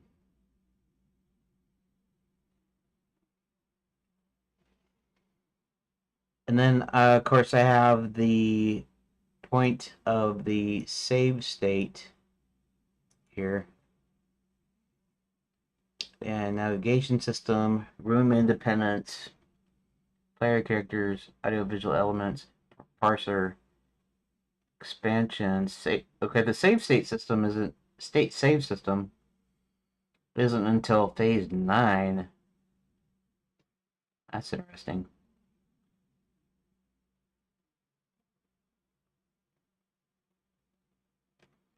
Hmm, interesting. So maybe I should just continue on with how I'm doing it, and not worry about the names. Later on, I'll end up renaming stuff or whatever. Maybe I should just not worry about it. I'll just go with how I'm going with it, and then I'll worry about it when it's all done. Maybe that's what I should do, right? So really, I just spend a lot of time just doing a bunch of nothing here. But the one thing is that what I'm gonna how I'm going to change the deal here. So and I still have to kind of keep track of the numbers though because I know there's four of them, including Lapswood, and then Lapswood 1, 2, and 3, and then I'll start at 4 and 5, or 4, 5, and 6, or whatever, and so that's how I'll do from here on out. That way, I don't have to mess with any of the other stuff. I don't have to worry about the renaming. I will for these sky ones here when I get to the sky points, but I don't have to rename them. In fact, maybe I don't even need to rename these either. Um, I mean, I'll look at it. I'll look at the sky thing, and then I'll figure out how to rename it. But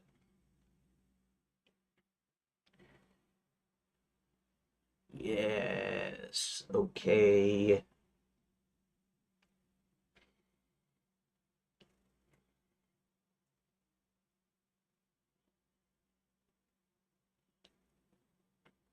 So it might be a good idea to eventually. Well, I guess I don't know. That's adding stuff to it, and um, I also have to keep in mind here about the sky ones. Um, Honestly, I could probably rename the sky ones right now because the next sky ones are.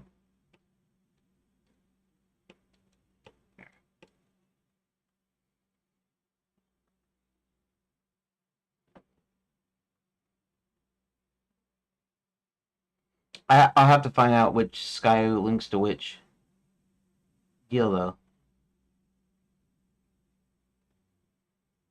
Maybe I'll leave it. I'll leave it, I guess. Okay, so I didn't get anything done again, but let's see. I got an hour. Let's see if I can knock this page out in an hour here. Okay. So Lapswood. Okay, John awakes in the forest. Introduces himself. Tells John that he brought him here to help.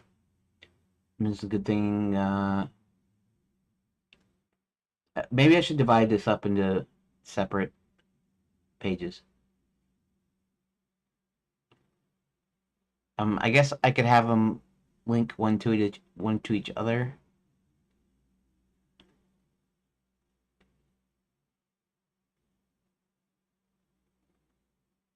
Let's see. Brought him here. John start walking.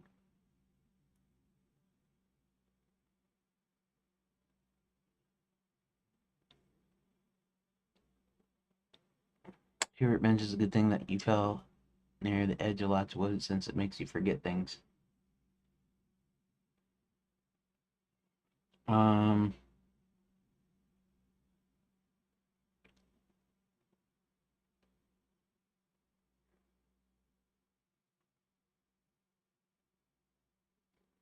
why don't I guess I'm gonna do the thing that I always do, and that is I'm gonna copy this, and I'm gonna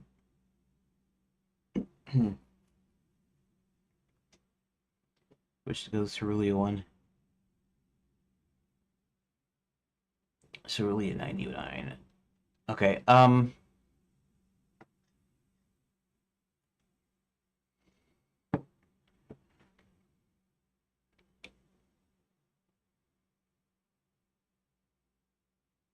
okay, Lapswood, and I'll start with like 4, 5, and 6. So let's go to there we go, Lapswood. This should actually be with Lapswood Edge, because these are 3 edges here. Maybe when I get to the Lapswood Edge ones, maybe I'll rename that one there on purpose. But, okay, so Lapswood. Okay, so we're going to start with 4. We're going to copy.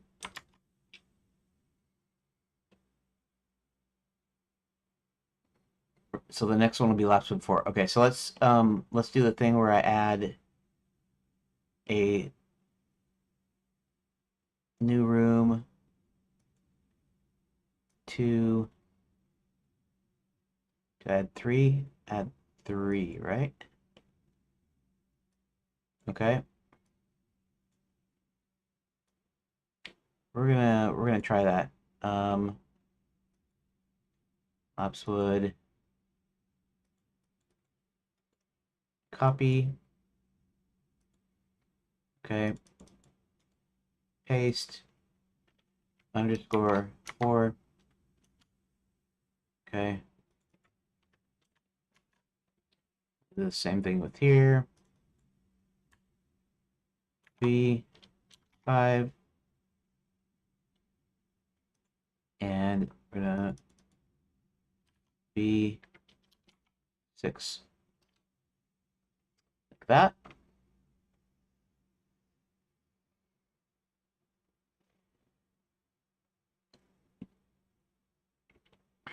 Okay, so what I'm going to do is I'm not going to copy all of these over. I'm just going to copy the ones over that I need.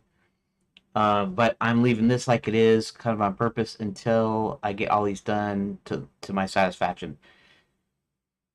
Okay, so what this means is John awakens in the forest without leaves as Hubert walks over and introduces himself. Okay, so we're gonna do this thing where he's starting out.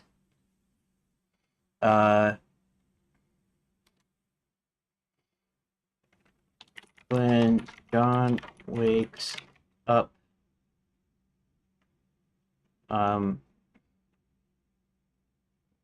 let's see, he's gonna be laying down, right? He sits up and looks around, noticing They seem to be in a forest.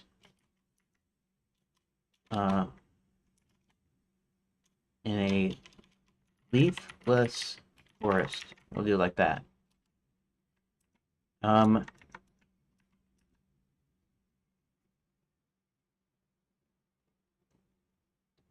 okay.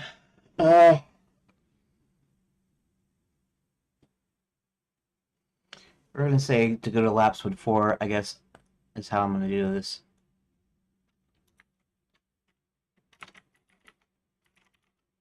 Four. Okay, and we're doing this like that, and this one is going to be not Cerulean, but um, Lapswood 008, Lapswood 4. Okay. 8 Lapswood 4. Okay.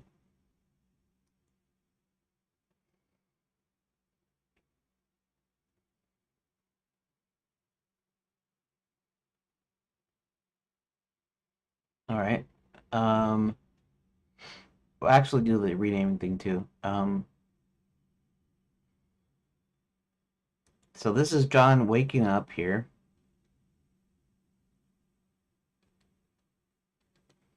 Actually, you know what? I'm gonna copy all of it. Copy. No. Select all. Copy. And each of these, we're gonna copy them. Paste. Paste. Paste. Okay. So now, um, I'll deal with those in a second. I don't know if I need all three of these. So, okay, I won't worry about. Here, let's do the thing. Okay. So, and they seem to be in a leafless forest.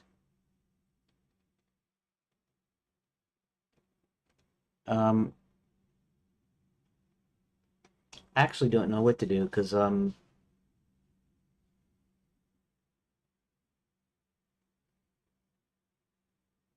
Hebert leaving should be its own deal. Let's see something. Let me think of something. Um,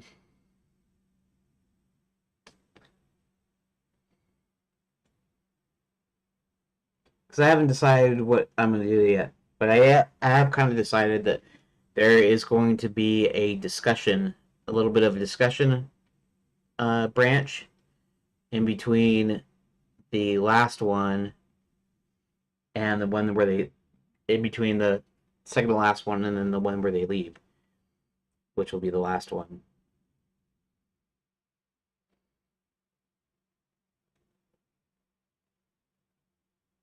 I don't know if I need all three of them. Maybe I just need 4 and 5, not 6. Maybe. Sorry, I'm scratching my arm. Scratching my armpit. Okay, so let's see. Let's decide if I need this.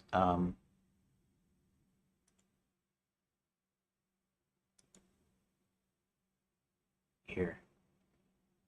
Okay, so wish I could resize these here vertically.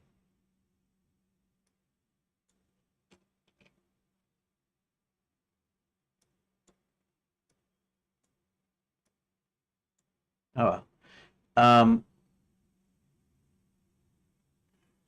who's that? Full screen? Oh, interesting. Very nice. Very nice. Didn't realize that. Didn't notice that. Okay, that's cool. Okay, so he's not going to introduce himself until he walks over to him. He's not going to walk over to him until a couple of things happen. I talked about talking to an NPC. Um,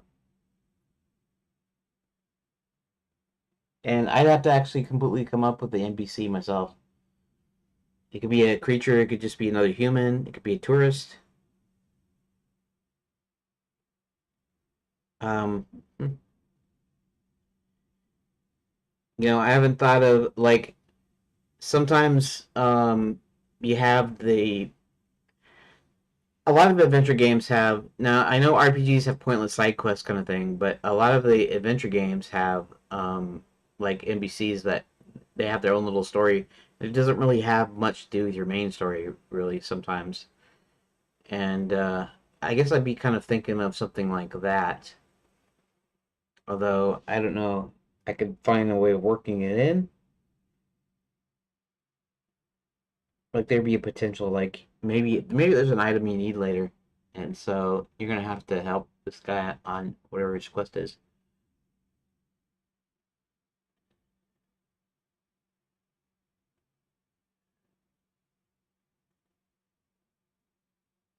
Um, I'm starting to think of like I'm actually starting to think of a quest maybe or a thing, something to do here, but it means I have to come up with something out of my head, which doesn't always happen. Um, let's see. Do I have an important character later that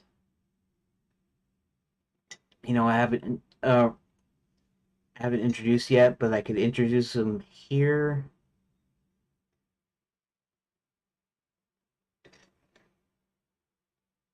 It's kind of interesting because I didn't I have the introductions of various characters, um, but I'm trying to think of some work. It's almost like busy work, but I'm trying to think of some work um, where John could do something here, maybe to acclimate himself to the world somehow.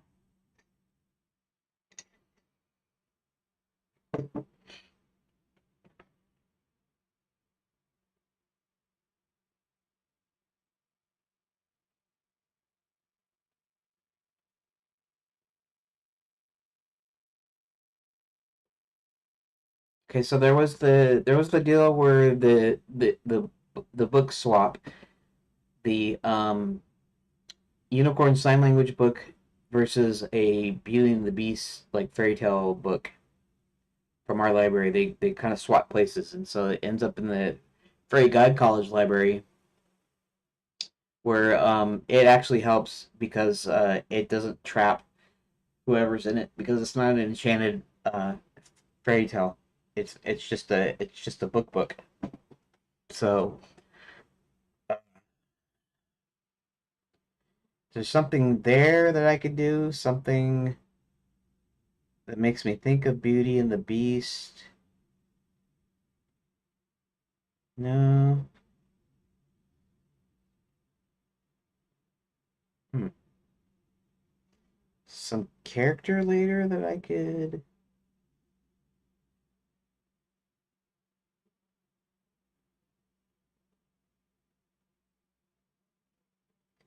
I guess this could be also a good place to insert a pop culture reference or a pun comedy thing.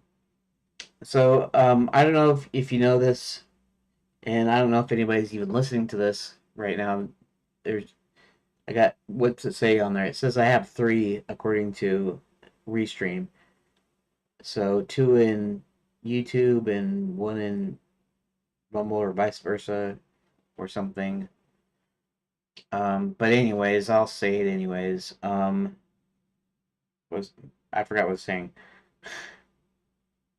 Um,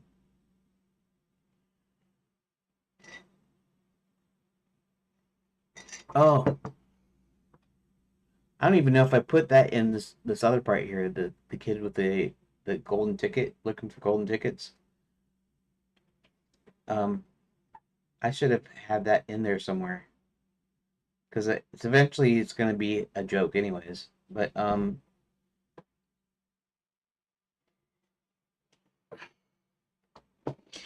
flying trains. There's fantasy, Harry Potter again, flying trains. Now, just to be sure. Okay, again. Okay, this is funny though because I could have actually got this from Harry Potter as well. Now, keep in mind, I've never read any of the Harry Potter books. I've seen the movies like once. You know, I might have seen a couple once, more than once. I think I just seen most. I think I've seen all of them just once though. Basically, seen it once. So the flying trains might have had something to do with Harry Potter as well. Although they don't do flying trains, do they? Was that uh let me ask Rock here. Ask Rock because oop, um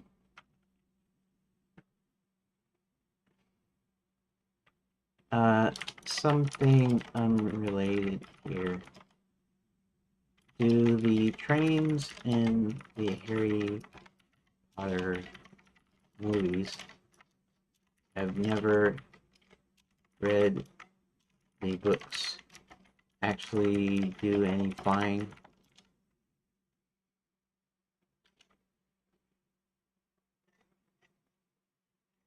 I think my thing about the flying trains is actually from Back to the Future Part Three, in the end where Doc Brown comes back with his family, with Claire Clayton and his two boys Jules and Vern, and they have the flying train. I think that's where my whole idea for flying trains comes from, which I always think is cool. Train that does not fly. It's a magical steam train that runs on tracks from King's Cross Station to Hogsmeade Station. However, in Harry Potter and the Chamber of Secrets, there's a notable scene where Ron and Harry, unable to access platform 9 3/4, take a flying forward Anglia car to follow the Hogwarts Express through the air, giving the impression of a chase above the train. Okay. Um, yeah, I'm just recalling where I got the idea for the flying trains in my game. Um, I'm pretty sure I know where I got the idea to do this, but could you tell me where I would have picked up an idea like flying trains? Um,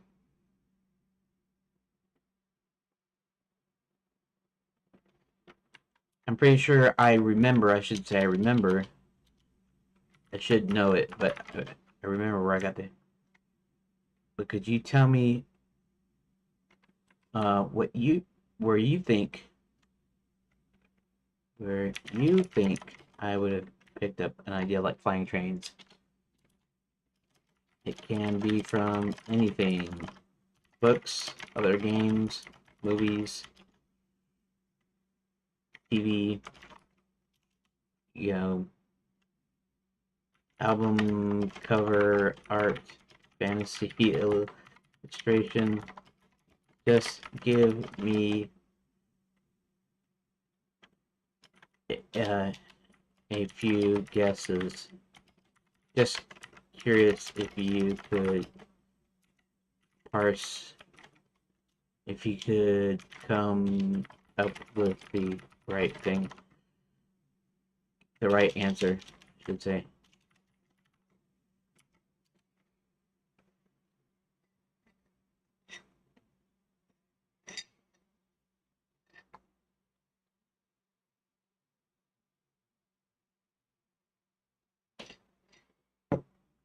Well, obviously you don't know where I got it from. I just want to know if you could come up with where you would think that I would pick it up from. The Polar Express doesn't fly, but it's a fantastical journey. Yeah, but it doesn't drive. The train that flies, especially in fantasy setting. Final Fantasy features airships. That's doesn't it? Flying Machines, Dungeons and Dragons fantasy art.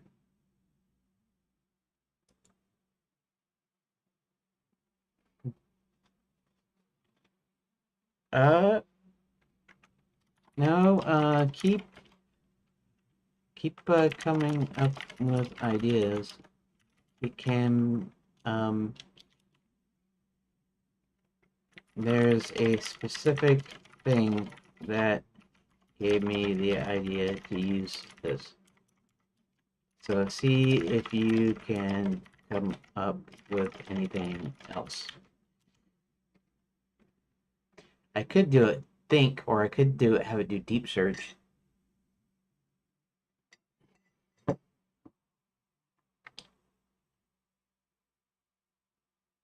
Inspire, yeah, the Nightmare Before Christmas.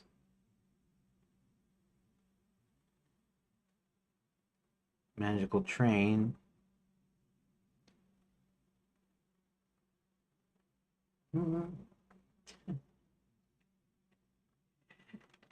Keep guessing. You can't come up with anything that actually has flying trains in it specifically. Maybe that's it's not thinking about that because it's thinking inspiration. It's not thinking, well, there's flying trains in that, but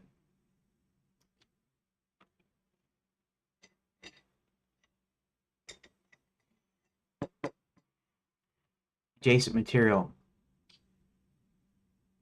The Galaxy Express, spacefaring steam train. Okay, that's actually not a bad that's not a bad deal. That's not it, but it's not a bad deal.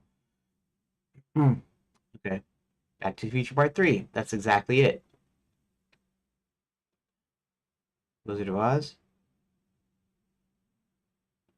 Thomas the Magic Railroad.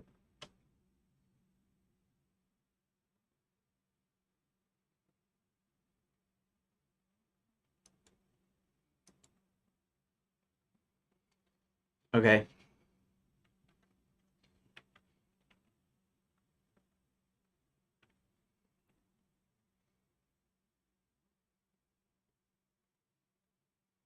Spacefaring steam train. I might have to look at that. I don't like anime really, but if I could see the film once, right? Might be interesting to watch.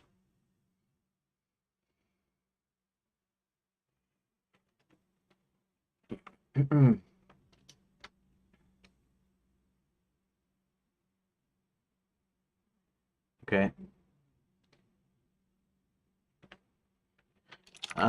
The Galaxy Express is a good guess. It's not it, but it's uh more along the lines. But you did actually get the right answer, which is, of course, Back to the Future Part 3.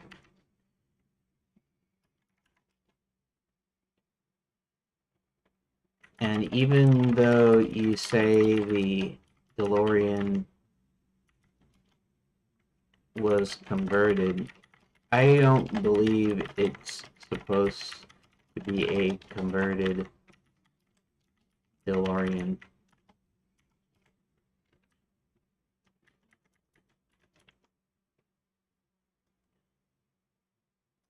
Delawarean.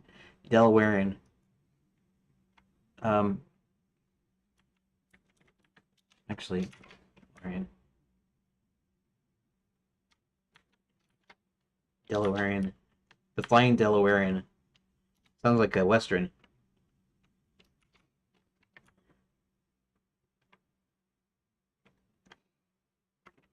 Um, I believe it's supposed to be. I believe it's a steam train that Doc built as a new time machine.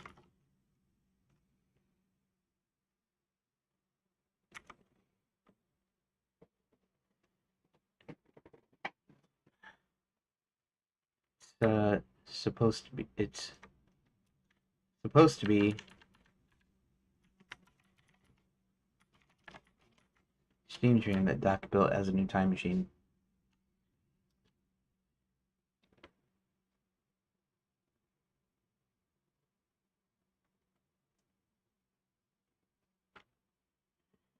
It's a converted DeLorean, but a new steam locomotive time machine built by Doc Brown, complete with wings and flux capacitor hovering in the air. Perfect spark for the flying train.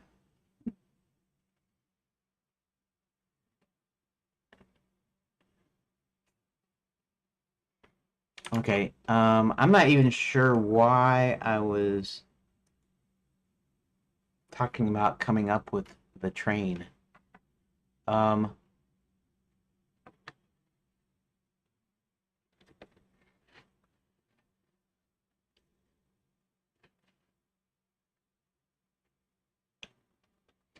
Wait a second. I do know there is.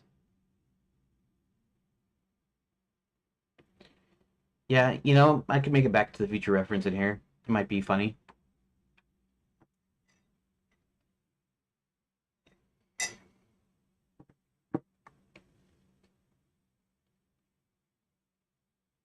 Hmm. Maybe nah.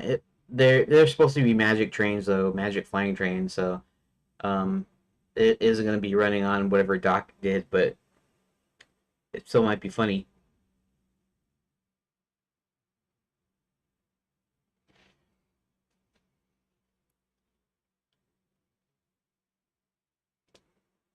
Hmm. Maybe maybe I can call them Jules and Vern. Although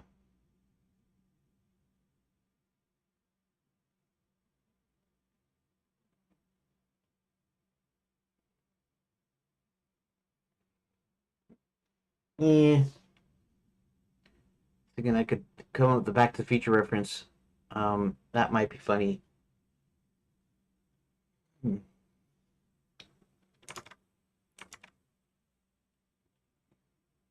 Okay. How much time do I have left?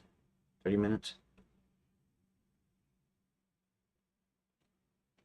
I'm not going to be concerning myself with the naming at this time. I figure I should finish the rooms and then later decide how I want to name everything.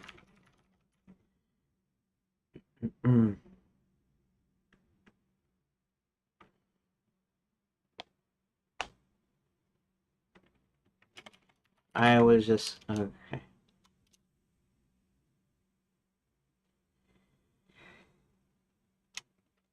As far as naming goes, I've decided to just keep doing what I'm doing, making sure new rooms are consecutive. I'll be using 4, 5, 6, etc. instead of renaming all the rooms. Um,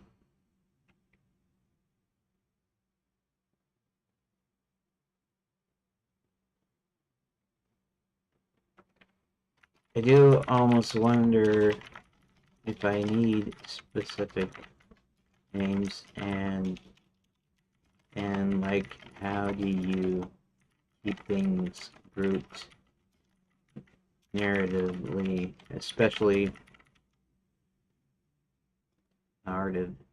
narratively.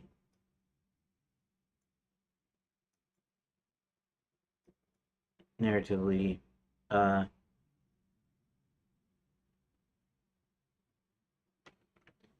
when you have multiple choices, multiple choices slash paths.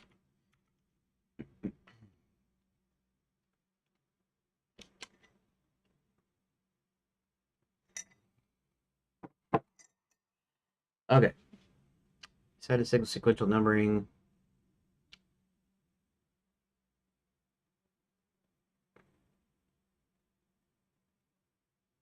Add a grouping.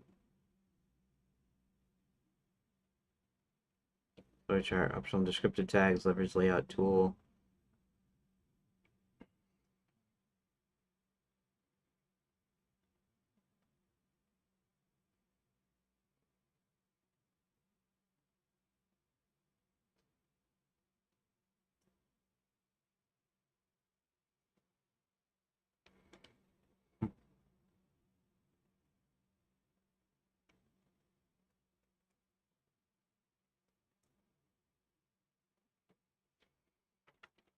When I'm done with all the pages, I will probably consider a new naming convention. I'm still thinking about it.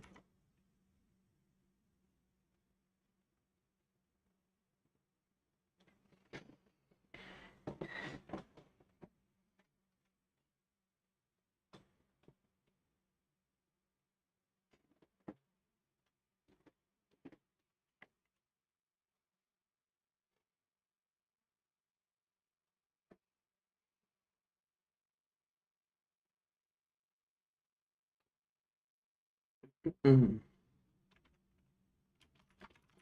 could possibly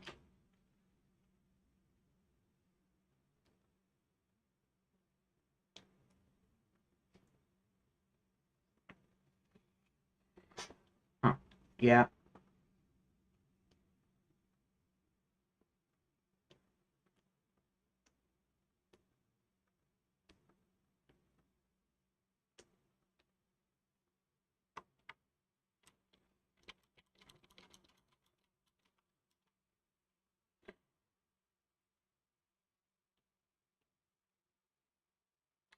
Yeah, I'm not really sure what I'm possibly going to be doing. Statements to go to a memory, may consider a new naming convention.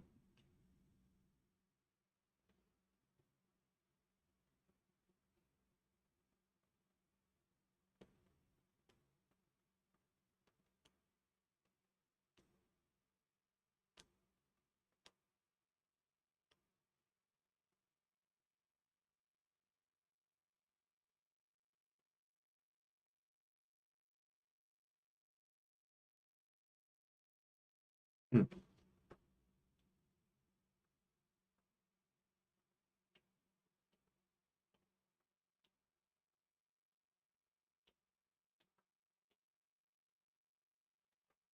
Okay. That doesn't matter. I'll get back to the deal. Okay, so let's get back to.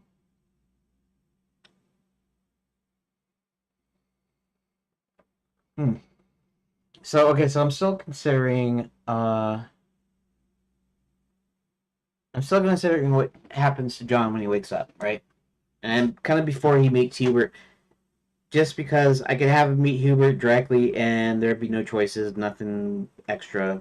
I might do a conversation for sure with Hubert for some information, but maybe that there can be some information gleaned here. It's going to be the train cars are going to be scattered all about, and so you get the idea. In fact, I might be able to get this information to the player, to John, before he meets Hubert by having a few things happen. Like he talks to a few people. He talks to somebody and saying, "I'm getting out of here because I don't want my memory to be zapped or something, sapped or whatever." And then that's the idea is you can learn a little bit about the area by talking to different people.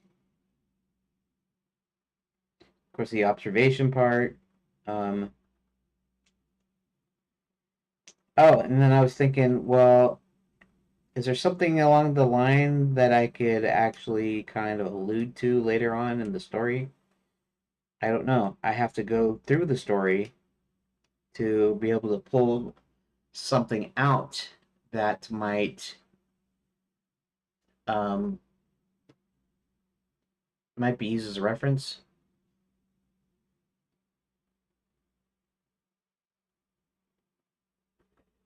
Maybe it's something you need to learn later, and it'd be good to have this extra information or something. Like I said, it's like the unicorn sign language thing, and where that came from.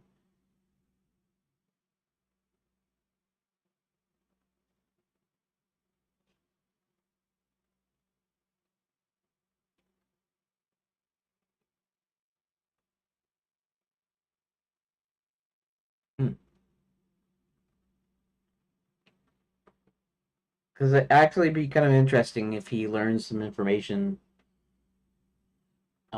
piecing various things together.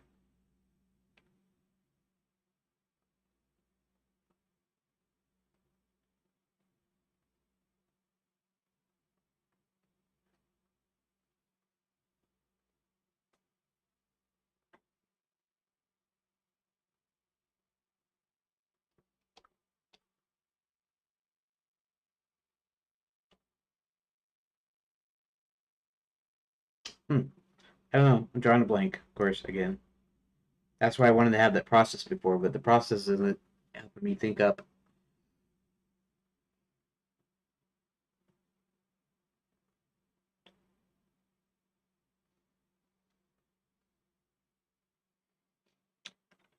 So John is going to wake up kind of disoriented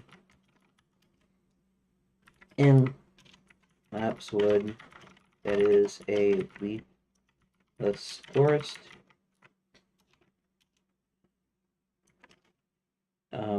And the original plan was to have Hubert walk up to him and introduce himself. However,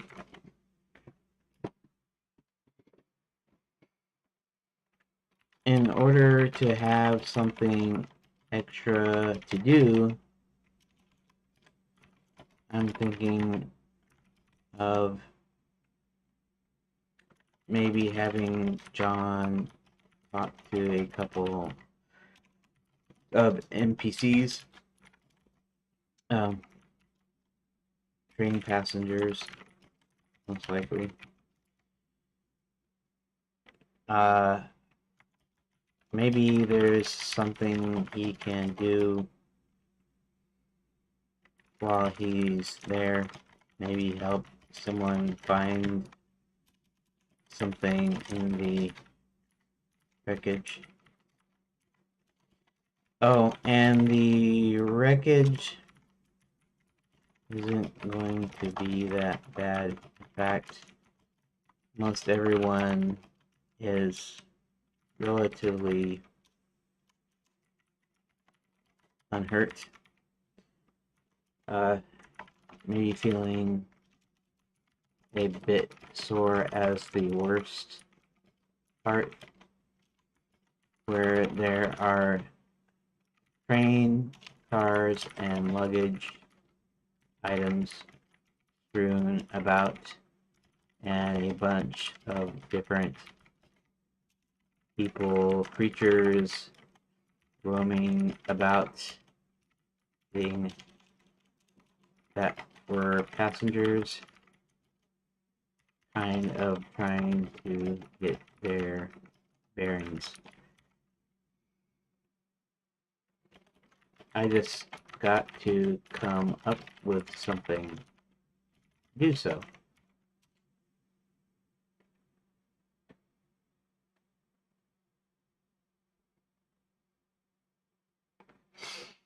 John wakes up disoriented, leaves his force after the train. Instead of he were immediately introducing himself, you want John to interact with a couple NPCs, likely train passengers, possibly help someone find something in a wreckage, which is mild. Train cars and luggage strewn about with mostly unhurt but sore and trying to get their bearings. You're looking for ideas of what John could do to add meaningful interaction. Talk to a confused passenger. Searching for a lost family member. Learning about Lapswood's memory erasing effect. Um, that's possible. Okay. Help a creature recover luggage. John aids small magical creature, a gnome. Uh, Gnomes are bad guys, so it won't be a gnome for sure. Might be a dwarf though. In fact, it might be a dwarf to um, yeah, maybe. When we're introduced to Roland, he gets to the dwarf mines, and a an old dwarf, manages to escape because he escaped out of the mines basically. So maybe this could be the same gnome, or same gnomes, the same dwarf. Ah, yes, yes, yes, yes. It could be luggage. Could be search wreckage for an item. Finding a misplaced object, locket, or what look like hints at enchantment effect in the land. Calm a panicked passenger. Reassures a frightened passenger, a talking animal. Gaining their trust, and a tidbit about the Lapswood's dangers.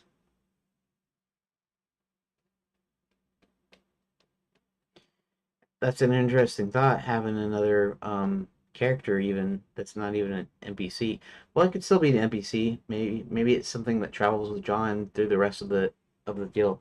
I mean, I have to make it. I have to make sure that it's there. But maybe that's something I could think about.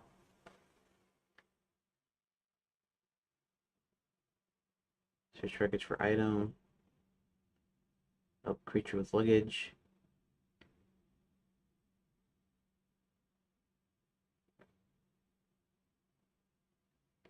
Hmm. Yes, giving me a few ideas. When we're introduced to Roland, the oversized dwarf, he's just oversized. He's just making it to the dwarf mine entrance when an old dwarf manages to stumble out because he's been a slave of Max's. In fact, let's see if I have the room here somewhere.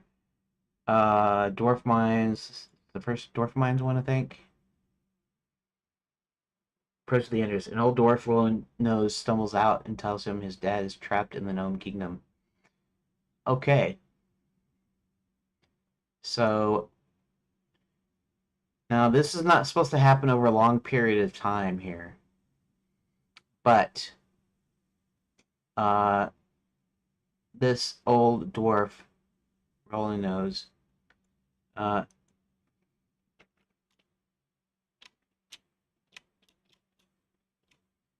knows Roland and tells him his dad uh, is a prisoner in the Gnome Kingdom. Possible I can use this old dwarf character here on this train.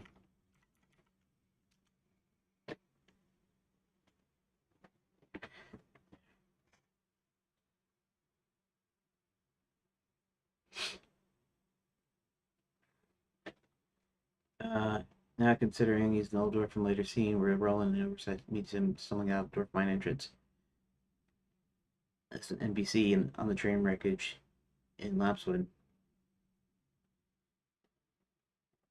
Mentions knowing a dwarf named Roland and hints at trouble in the Gnome Kingdom, setting up Roland's later scene. Help the old dwarf find his satchel. Covering a lost satchel containing a map or note. Tying to Roland's dad's imprisonment. You know, so Roland is able to get you, or to get John into the Gnome Kingdom through secret passages because he knows the way. Maybe this old this old dwarf has a to map to the in there or something. I'll have to think about it for a sec. Uh,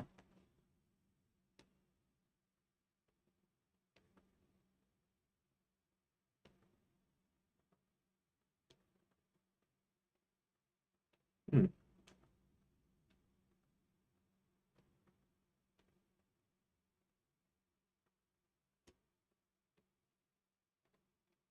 Depth of the dwarf. Search for near dwarf.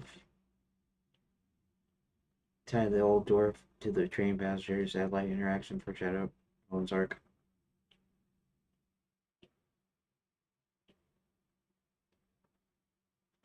Hmm.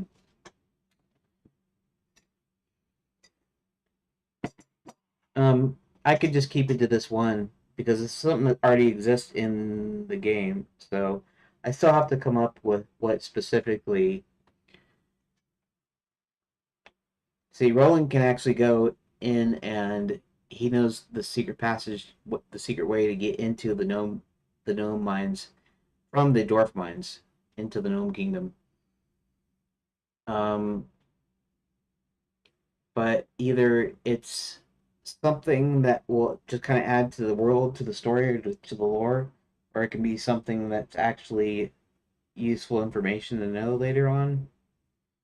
And I'd actually have to go reread through uh, all the files to find something that would be that would make it a useful clue rather than just like fleshing the world out.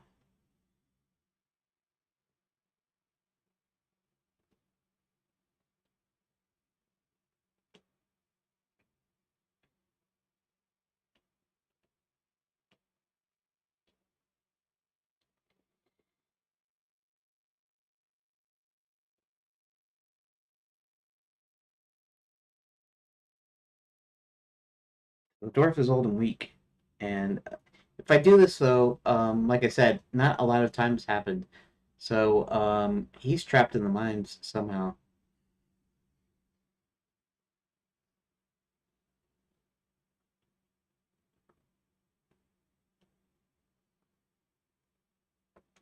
Hmm.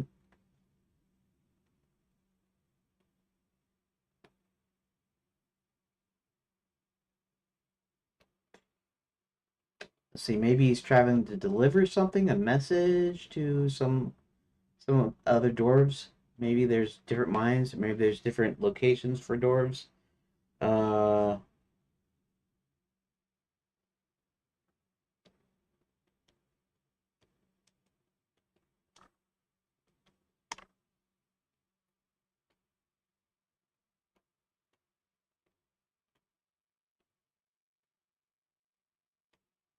hmm.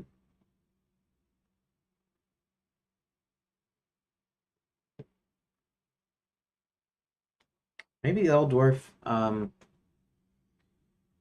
Maybe he doesn't necessarily have to be old, or maybe he can be old, but it doesn't have to necessarily factor in. Maybe the dwarf was being sent on a secret mission into the mines, something like that.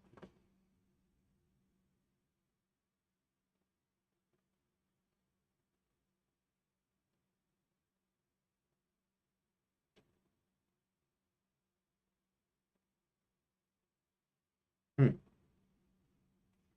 Maybe the underground dwarf resistance movement, and maybe he's got some information.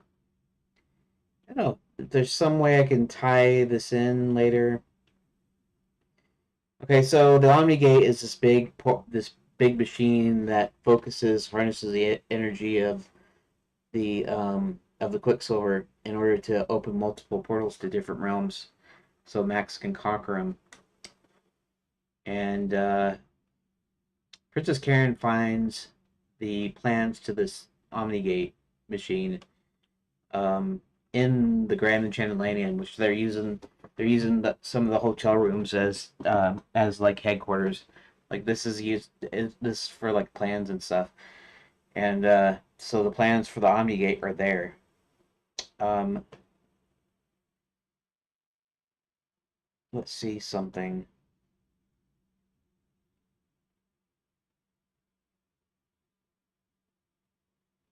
Mm, well, this is part what I'm showing whoever manages to watch this, whoever knows when. The thought process I'm going through. So I'm trying to think of the different ways I can tie into this thing here. Why did the old dwarf make his way out? How did he make his way out? Right. This is before he it makes his way out. That means this is if I allow him to be one of the passengers on the train. This is he was riding the train.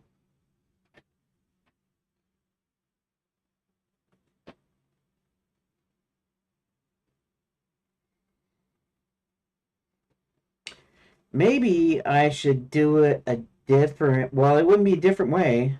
I just thought of something. That's right. And this is might be something I should add to my notes. In fact, it's almost time for me to be done today.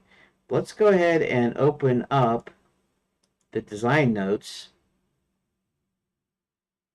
and okay. And also, did I don't think I've saved these yet. These aren't saved.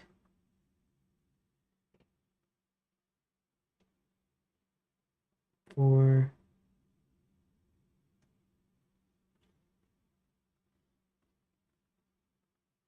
I'm gonna go ahead and delete this one.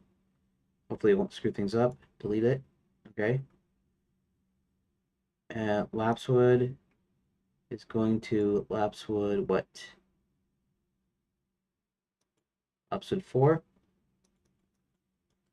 Copy. This one goes to Laps. This one's going to go to Lapswood 5. Paste. I'm just going to do this to save them real quick. And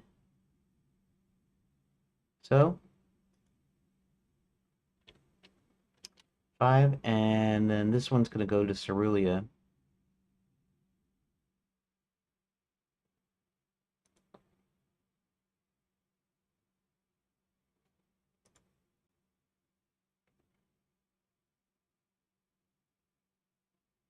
.003 Cerulean 99.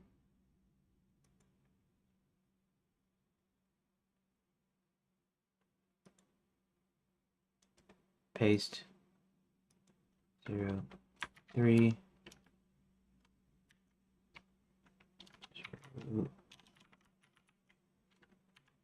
99. Okay.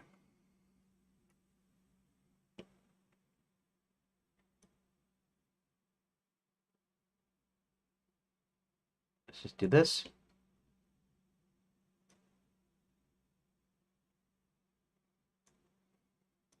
That. So, and let's go ahead and Control S. Let's go ahead and save room data. That's perfect. And then this is just for later. In fact, this I'll be done here in just a second. But we're gonna write some quick notes here. So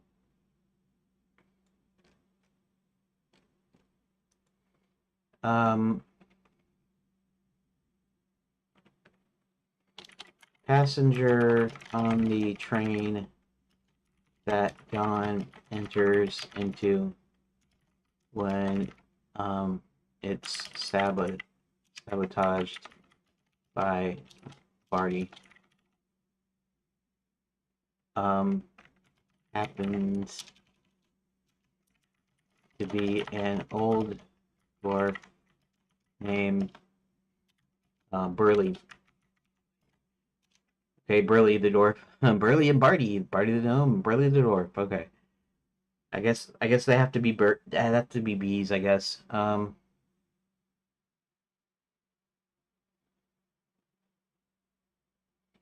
Or I could do something like Delph or something.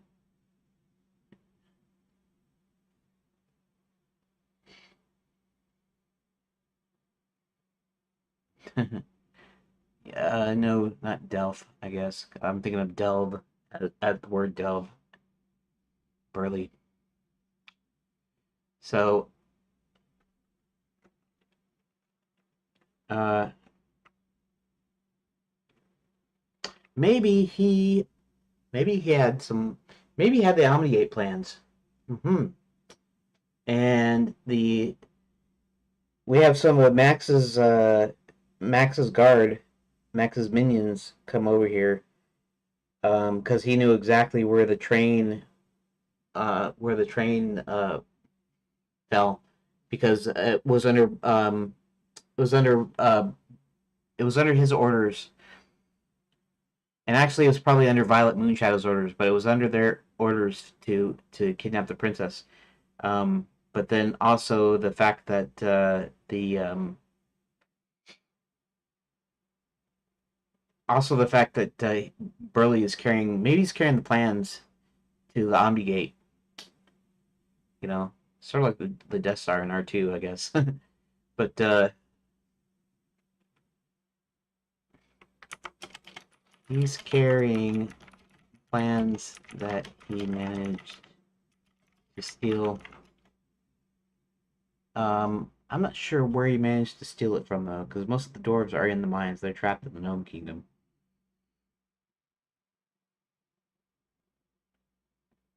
So maybe some of the Omnigate plans were in the office down there in the mines, and he managed to steal it. Well, I mean, that would mean he comes out of the mines, but then he went back into the mines.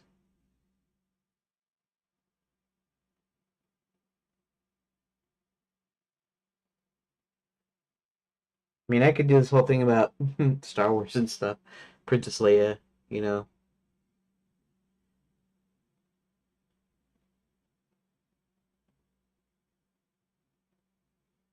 Hmm, it's thought.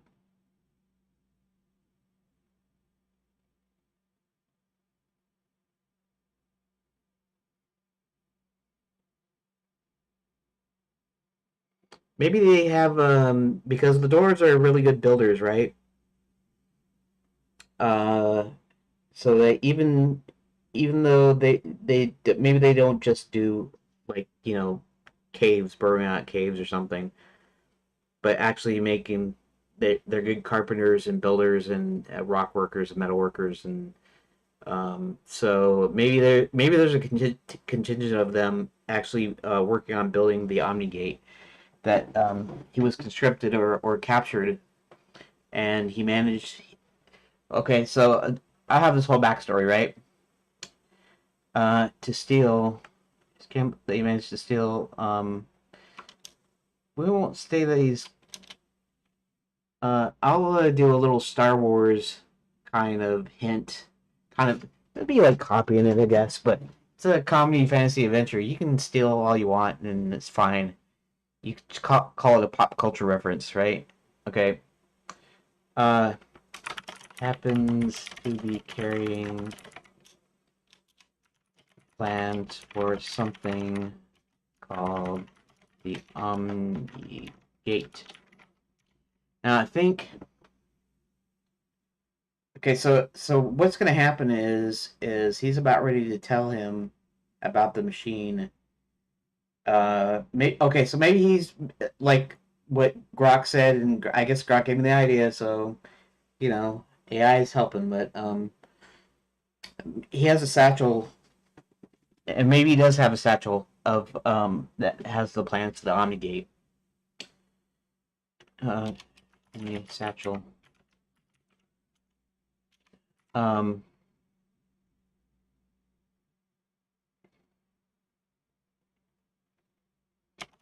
so when they all wake up after the crash, uh, John talks to Burley and he asks and Burley asks him to help him find this satchel that's super important. So John does, and just about when Burley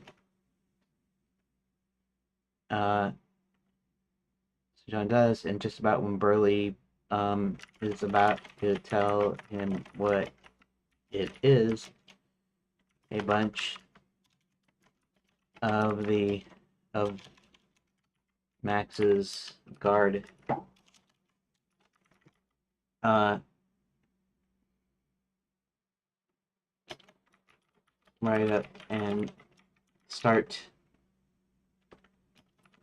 grabbing passengers.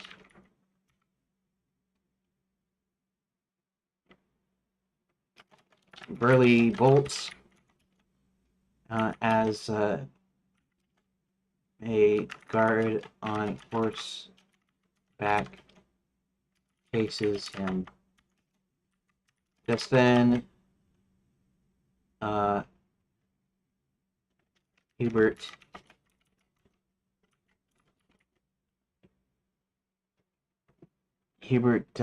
approaches hurriedly, and I don't know, hurriedly, okay, approaches hurriedly and introduces himself and tells John that they need to get out of the forest. Okay.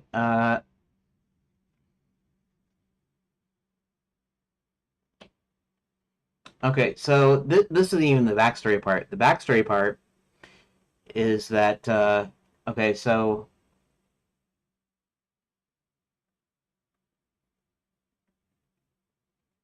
Um,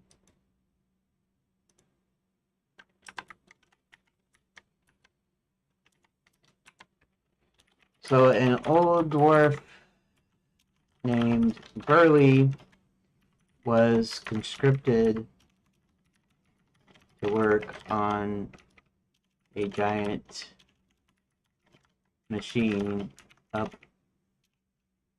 on the administration castle grounds. He managed to make his way into I don't know, somehow okay, so he manages to make his way into a room that contained plans for the machine they were building. And then actually, let's see some here. Uh it's not gonna be Princess Karen though. Who would it be? I have to make this up. Okay. Hmm. I'm coming up with some backstory right now. I'll let you know what I come up with.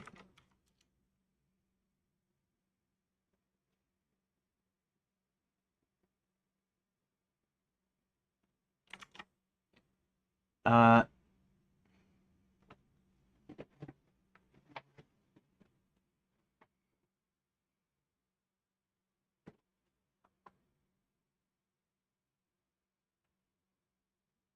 yeah, this is before. Okay, this is before Roland meets up with him, which is actually it's perfectly fine. Uh,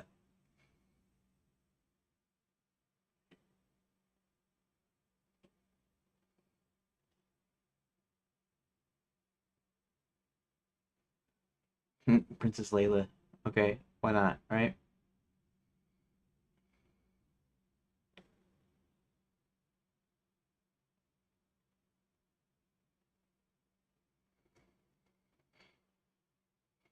Um,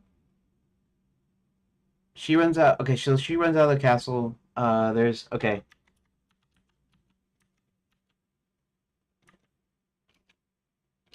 Um, this is almost introducing a new character. I don't really want to do that though.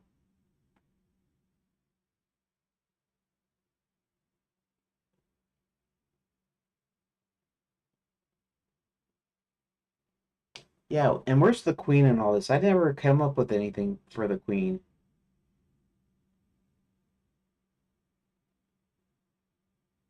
That could be a subject of another deal. In fact, we don't know what happened to the real king either. So, uh,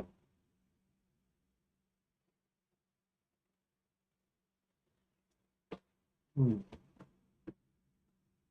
I don't want the queen to be a major thing here though, because I have to. I'd have to create her own story, and I'd have to create this craft this whole thing. And I'm just having a problem just coming up with Burley, which is a kind of a minor character. Really, he's not even really a main character. So the queen would be important. So that means there would be a king and a queen. I just haven't thought about adding a queen yet.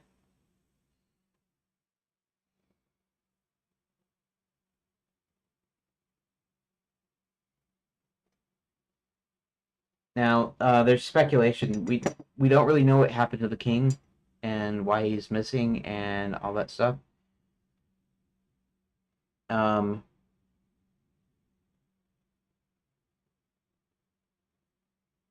and at this point, I haven't really mentioned the queen.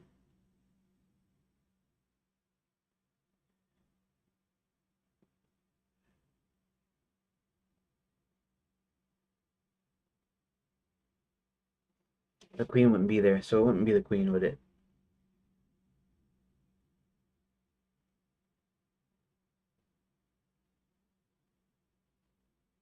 Let's say the queen went missing years ago, like years and years ago, and maybe that had something to do with Max too. But we just don't really know for sure what happened.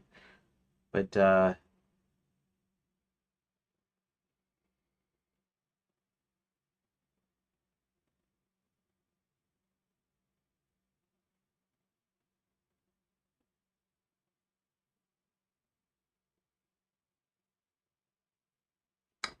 maybe I won't do it like that. Maybe maybe Burley is taken up with one of the castle maids. Maybe she happens to also be a secretary, or it's the administration castle. So it's not only is it a regular castle, but it's also runs the park, and so maybe she's like a maid slash secretary, right?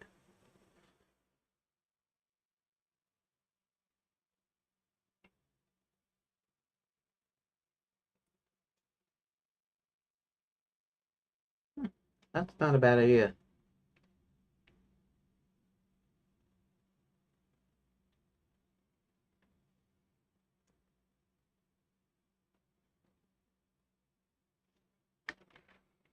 One day when Burley's work was done, um,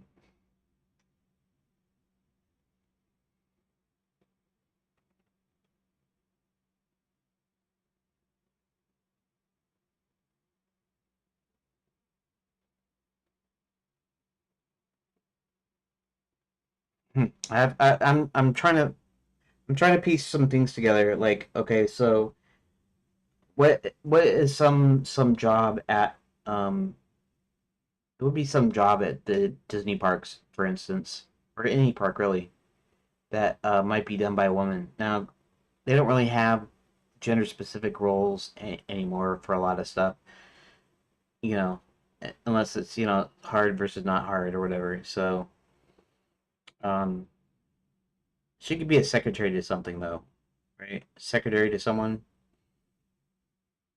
maybe someone in planning. Maybe that's the deal. Uh,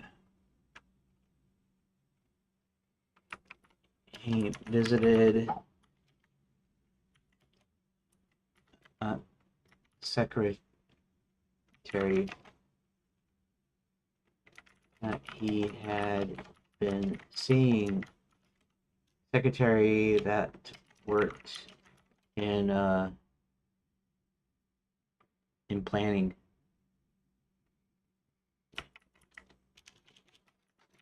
Planning.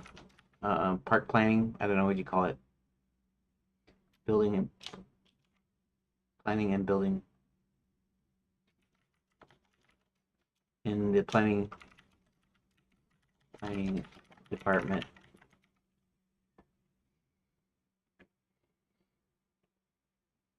And she managed, and knowing things were a bit weird because of the change of ownership, managed to get a hold of plans for this giant machine.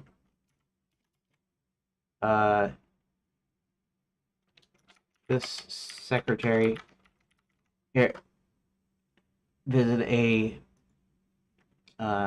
castle maid slash secretary. All people that worked in the castle had two jobs. One was their regular castle job, custodial, repair, guard, etc.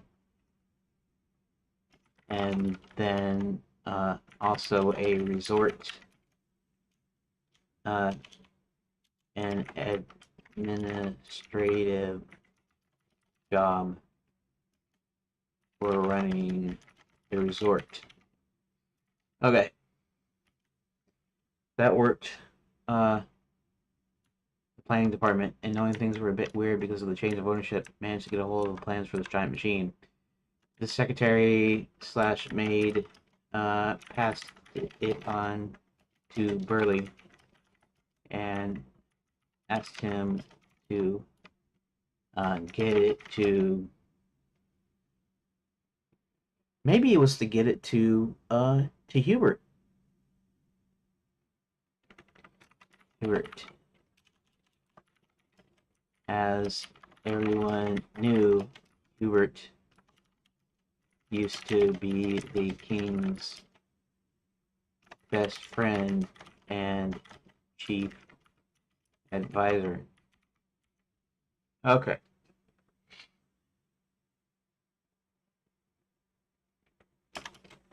That's what Burley was doing when the train was hijacked.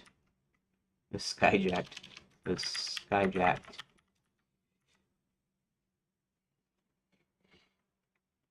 Um,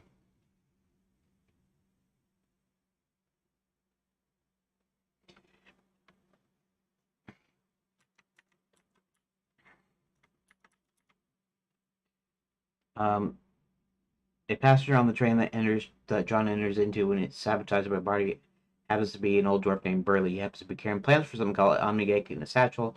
When they all wake up after the crash, John talks to Burley. Burley asks him to help him find satchel. That's super important. So John does, and just when Burley's about to tell him what it is, a bunch of Max's guard ride up and start grabbing passengers. Burley bolts as a guard on horseback chases him. Just then, Hubert approaches Hurley and introduces himself and tells John they need to get out of the forest quickly for more reasons than one. For more than one reason. Okay, and so this is what happens, and this is how it's introduced. And so I've actually so I'm adding a little bit of backstory, a little bit of lore, and this is also going to serve for this scene here. Pretty good. I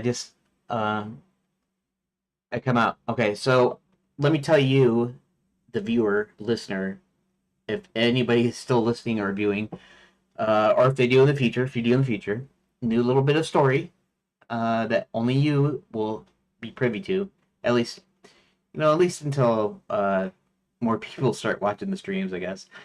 But okay, So basically, the plans for this machine called the Omnigate. So the secretary slash castle maid was working in the castle, and she worked in planning, so she managed to be able to get a copy of the plans of this giant machine that they were building that they had no idea. She knows that Hubert used to be really important, and now that he's on the outs with the king, and she knows something is wrong. And she'd been seeing Burley. They've been, um, let's say, visiting each other, kind of romantically involved. I'm not gonna get dirty or anything or lewd or anything like that. I don't really mean it like that. I just mean they're doing it kind of secretly because they're not really supposed to be kind of fraternizing, right? Um, but so she passes on to Burley and tells him he's got to get these plans to Hubert, and little echoes of Star Wars. I know it's kind of a copy, but it's also kind of a I don't know, homage slash whatever pop culture reference, maybe. Maybe somebody will get it. So others won't necessarily get it because it's not obvious. I'm not saying deliberately. I was gonna say Princess Leia or something, but that's not what this maid's name is.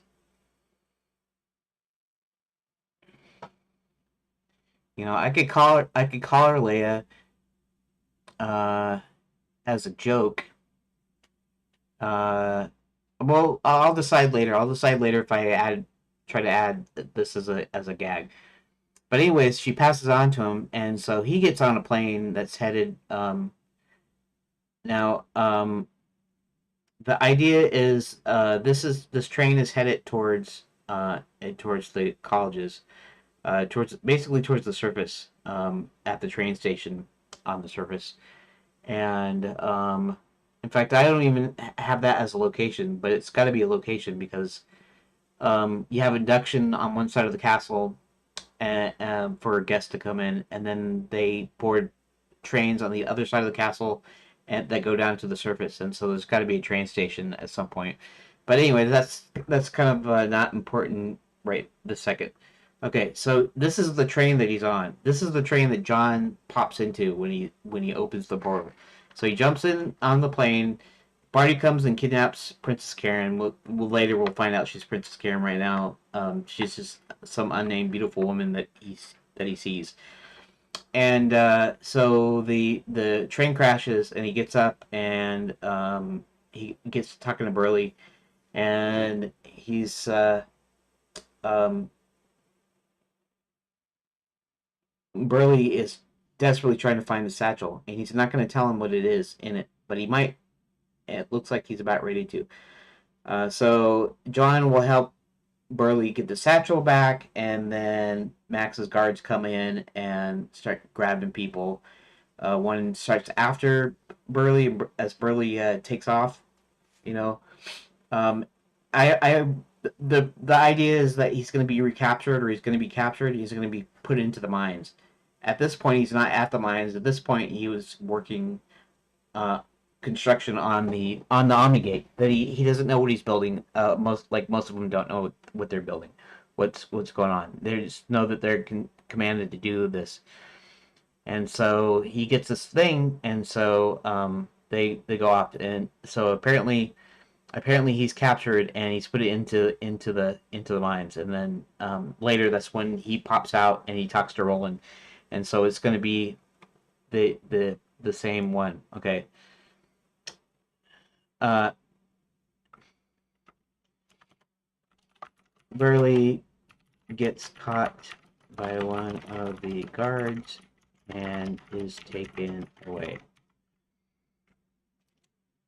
Later on, when Roland uh, comes up to the entrance of the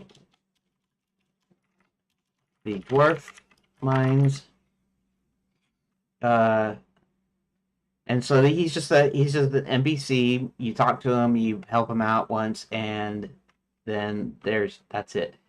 Roland comes up to the entrance of the dwarf mines, and old dwarf stumbles out and lets him know his father is trapped.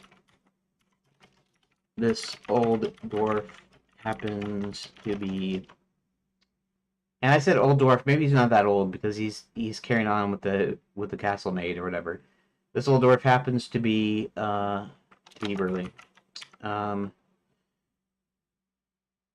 Okay, so there is that.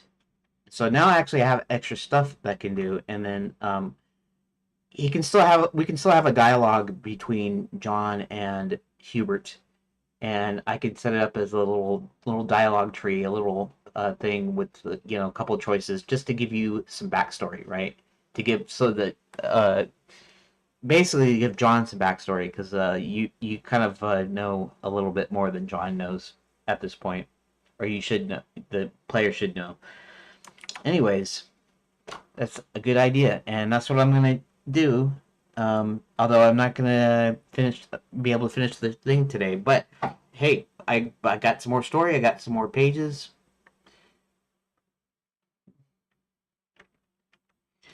Okay, so one of the things I'm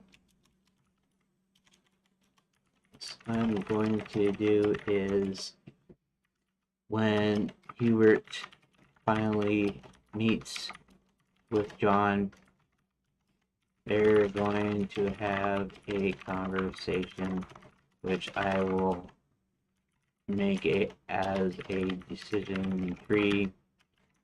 It will probably use that 17-page structure. Don't go on about structures and don't bring it back up later because I might decide to do something different.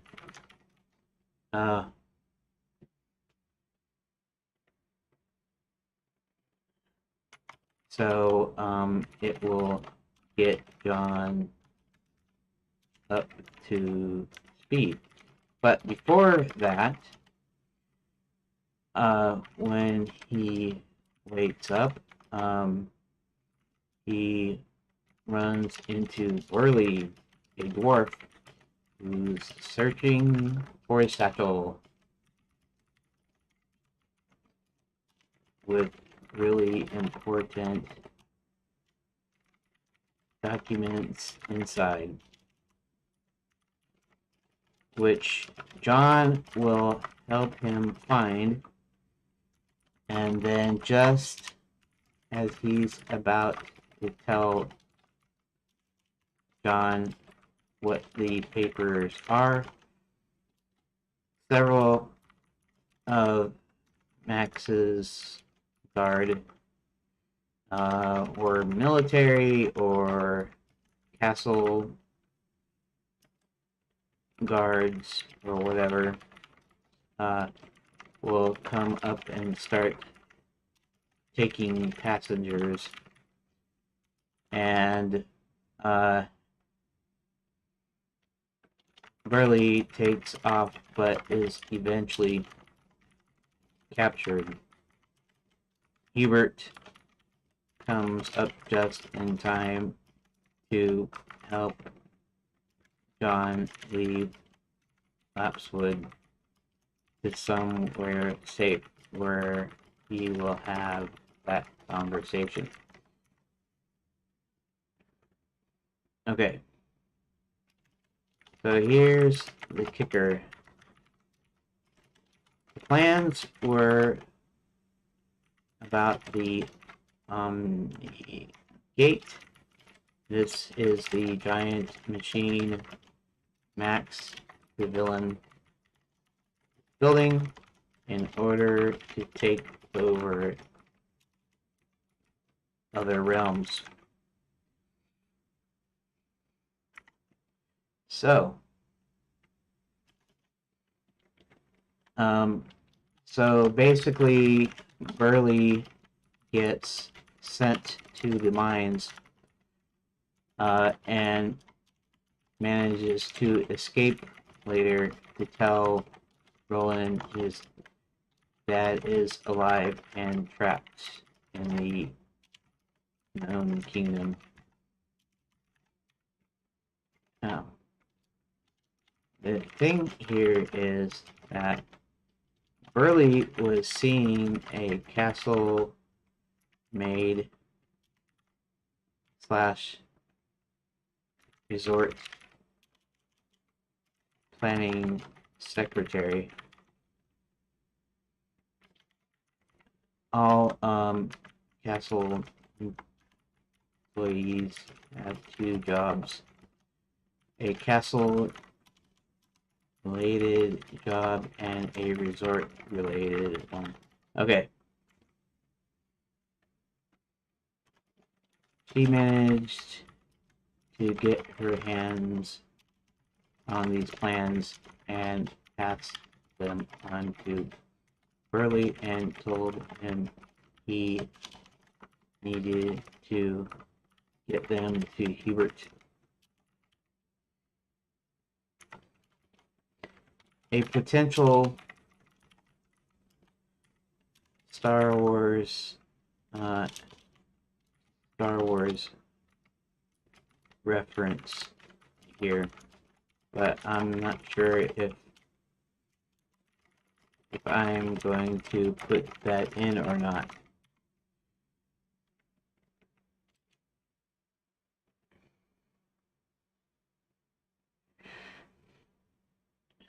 I don't know, I like telling stuff, and so telling to deal helps it.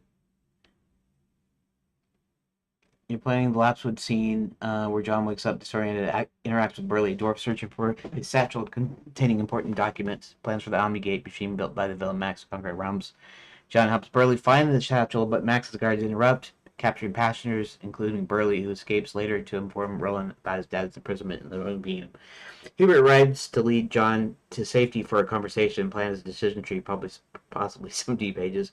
Burley got the plans from castle maid slash resort planning secretary, dual role at castle employee, and you're considering a Star Wars like reference but aren't committed. Choice ideas for Lapswood scene. Help Burley search for John aids Burley in finding the satchel among the wreckage, learning old Omnigate plans before guards interrupt. Talk to Burley about passengers, hearing the castle maiden plans, and the guards arrive. Search wreckage for clues. Guards badge hitting at Max's forces before Burley's plea pulls him back. I don't know about that, but post interruption, all choices lead to guards arriving. Burley fleeing, later captured. Hubert rescuing John for the decision tree conversation. Burley's road ties the Omnigate plot to Roland's arc, with the castle maid adding intrigue. Her dual role fits the resort castle world building. Star Wars reference included subtle nod. Burley hiding plans like Leia's Death Star plans could work without being overt. Maybe her name is Leia. I don't know. Maybe her name is Layla. Maybe her name is Princess. You know, she's not a princess, but her name is Princess. How about that? That might work. I don't know. I'll decide later. Decision tree. The conversation with Hubert can use choices like ask about Omnigate or question marks guards to flesh out the plot. Uh, um, I think I've done all I have time for today. But tomorrow I'll come in and uh, actually create the new pages. Now, did I? Okay, I actually did, but we'll do this again. Save, plus, scene, reload, save scene. Uh-oh, uh-oh, what happened? What happened?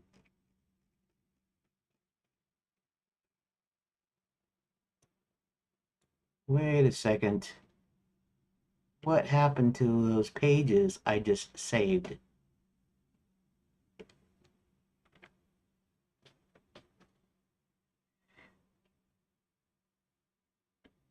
Okay, that's...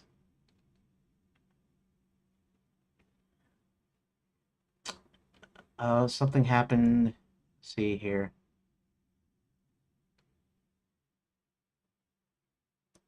Well, Lapswood 4 and 5 is here. Okay, where's Lapswood Meta then? Lapswood 4 Meta. Where is it at?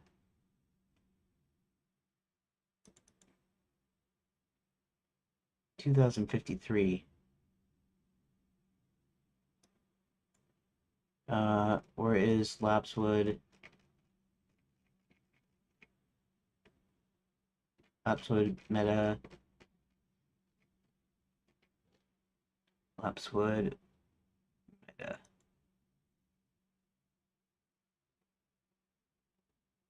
2056. -90. 53. 259. Okay.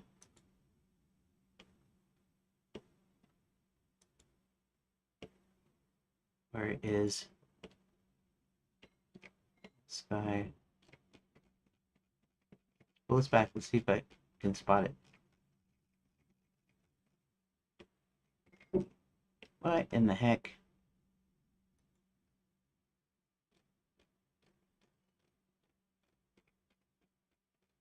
Where is the deal?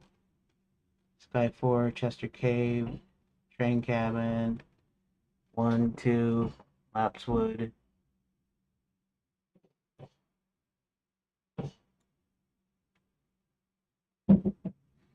Okay, I gotta. Don't save. Let's say don't save. Favorites.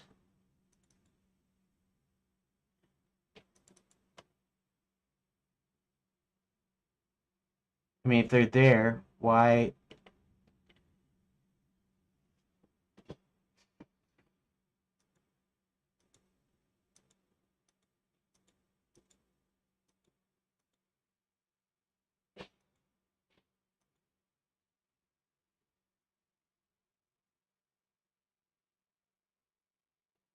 Lapswood 4 does not exist in dictionary. Why does it not exist? I mean, why doesn't it exist at all? 6, 7, 8, 9. Cerulean 1, 2, 3, 4, 5, 6, 99. Caves of Dragon Mount.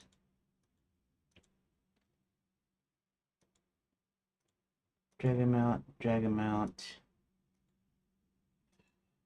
4, 6, 7, 8, 9. Sky, Sky 1, Sky 11, 12, 13. Sky 2, Sky 3, Sky 4, Sky 5.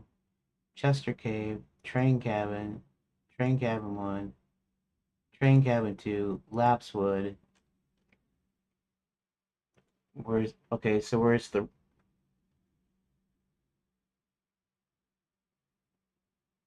um?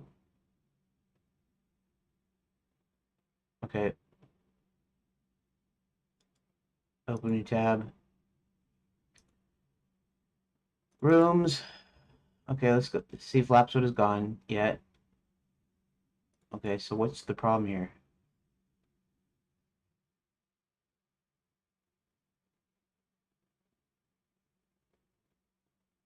Am I not? Maybe I'm not loading it. Let's go to script.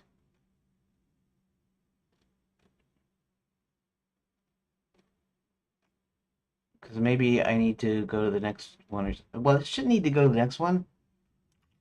008 Lapswood 1, 2, and 3, and then I have 4 and 5 here. And Lapswood should be going to 4 and 5. So Lapswood 4 and 5 is there. Where, editor map, little rooms.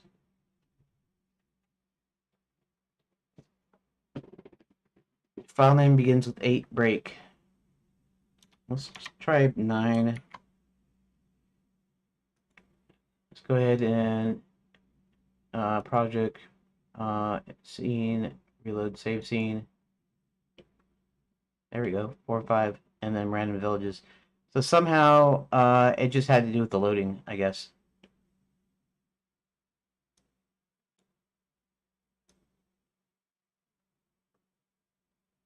Random villages. Lopswood. 1, 2, and 3. Okay. Okay, I get it. I get it.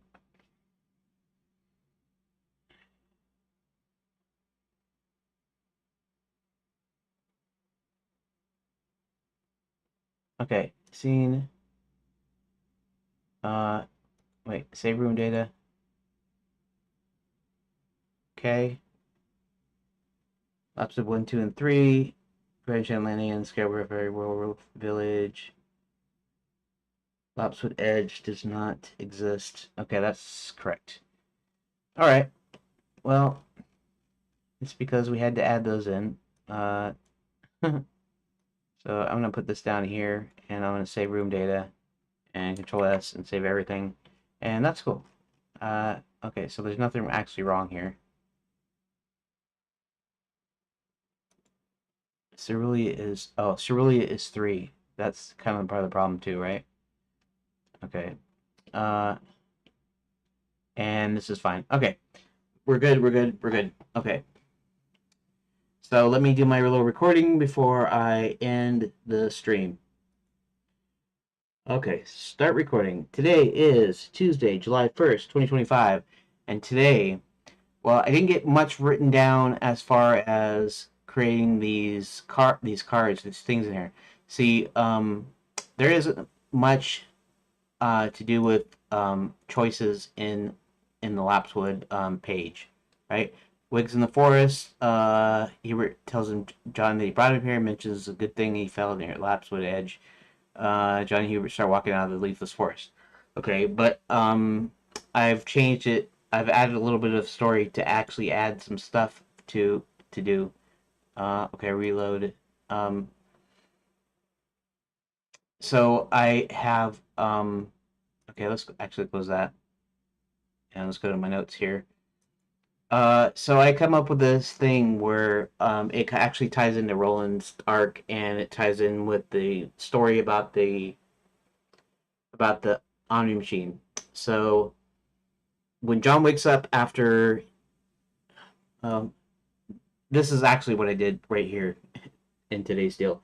Um, so to make it really quick, so when John wakes up from the train crash, he goes in and he finds a dwarf named Burley, and Burley is searching for the satchel that has these important documents, and he finds the satchel. And just about when Burley's about ready to tell him what's in the satchel, the King's Guard comes, and the Enchanted guards come and basically take Burley away. And then Hubert meets him and takes him out of the forest to give him some information.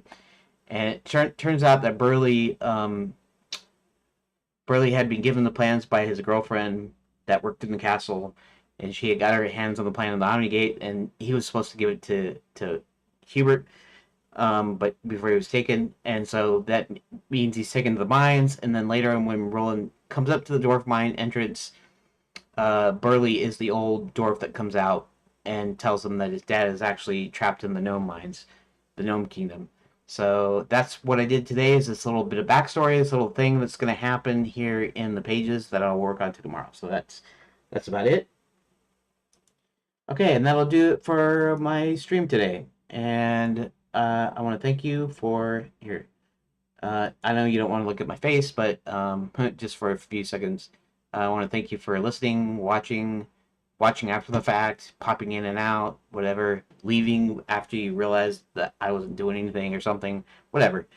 Thanks, and I'll see you again tomorrow. So, stream out. Thank you for watching.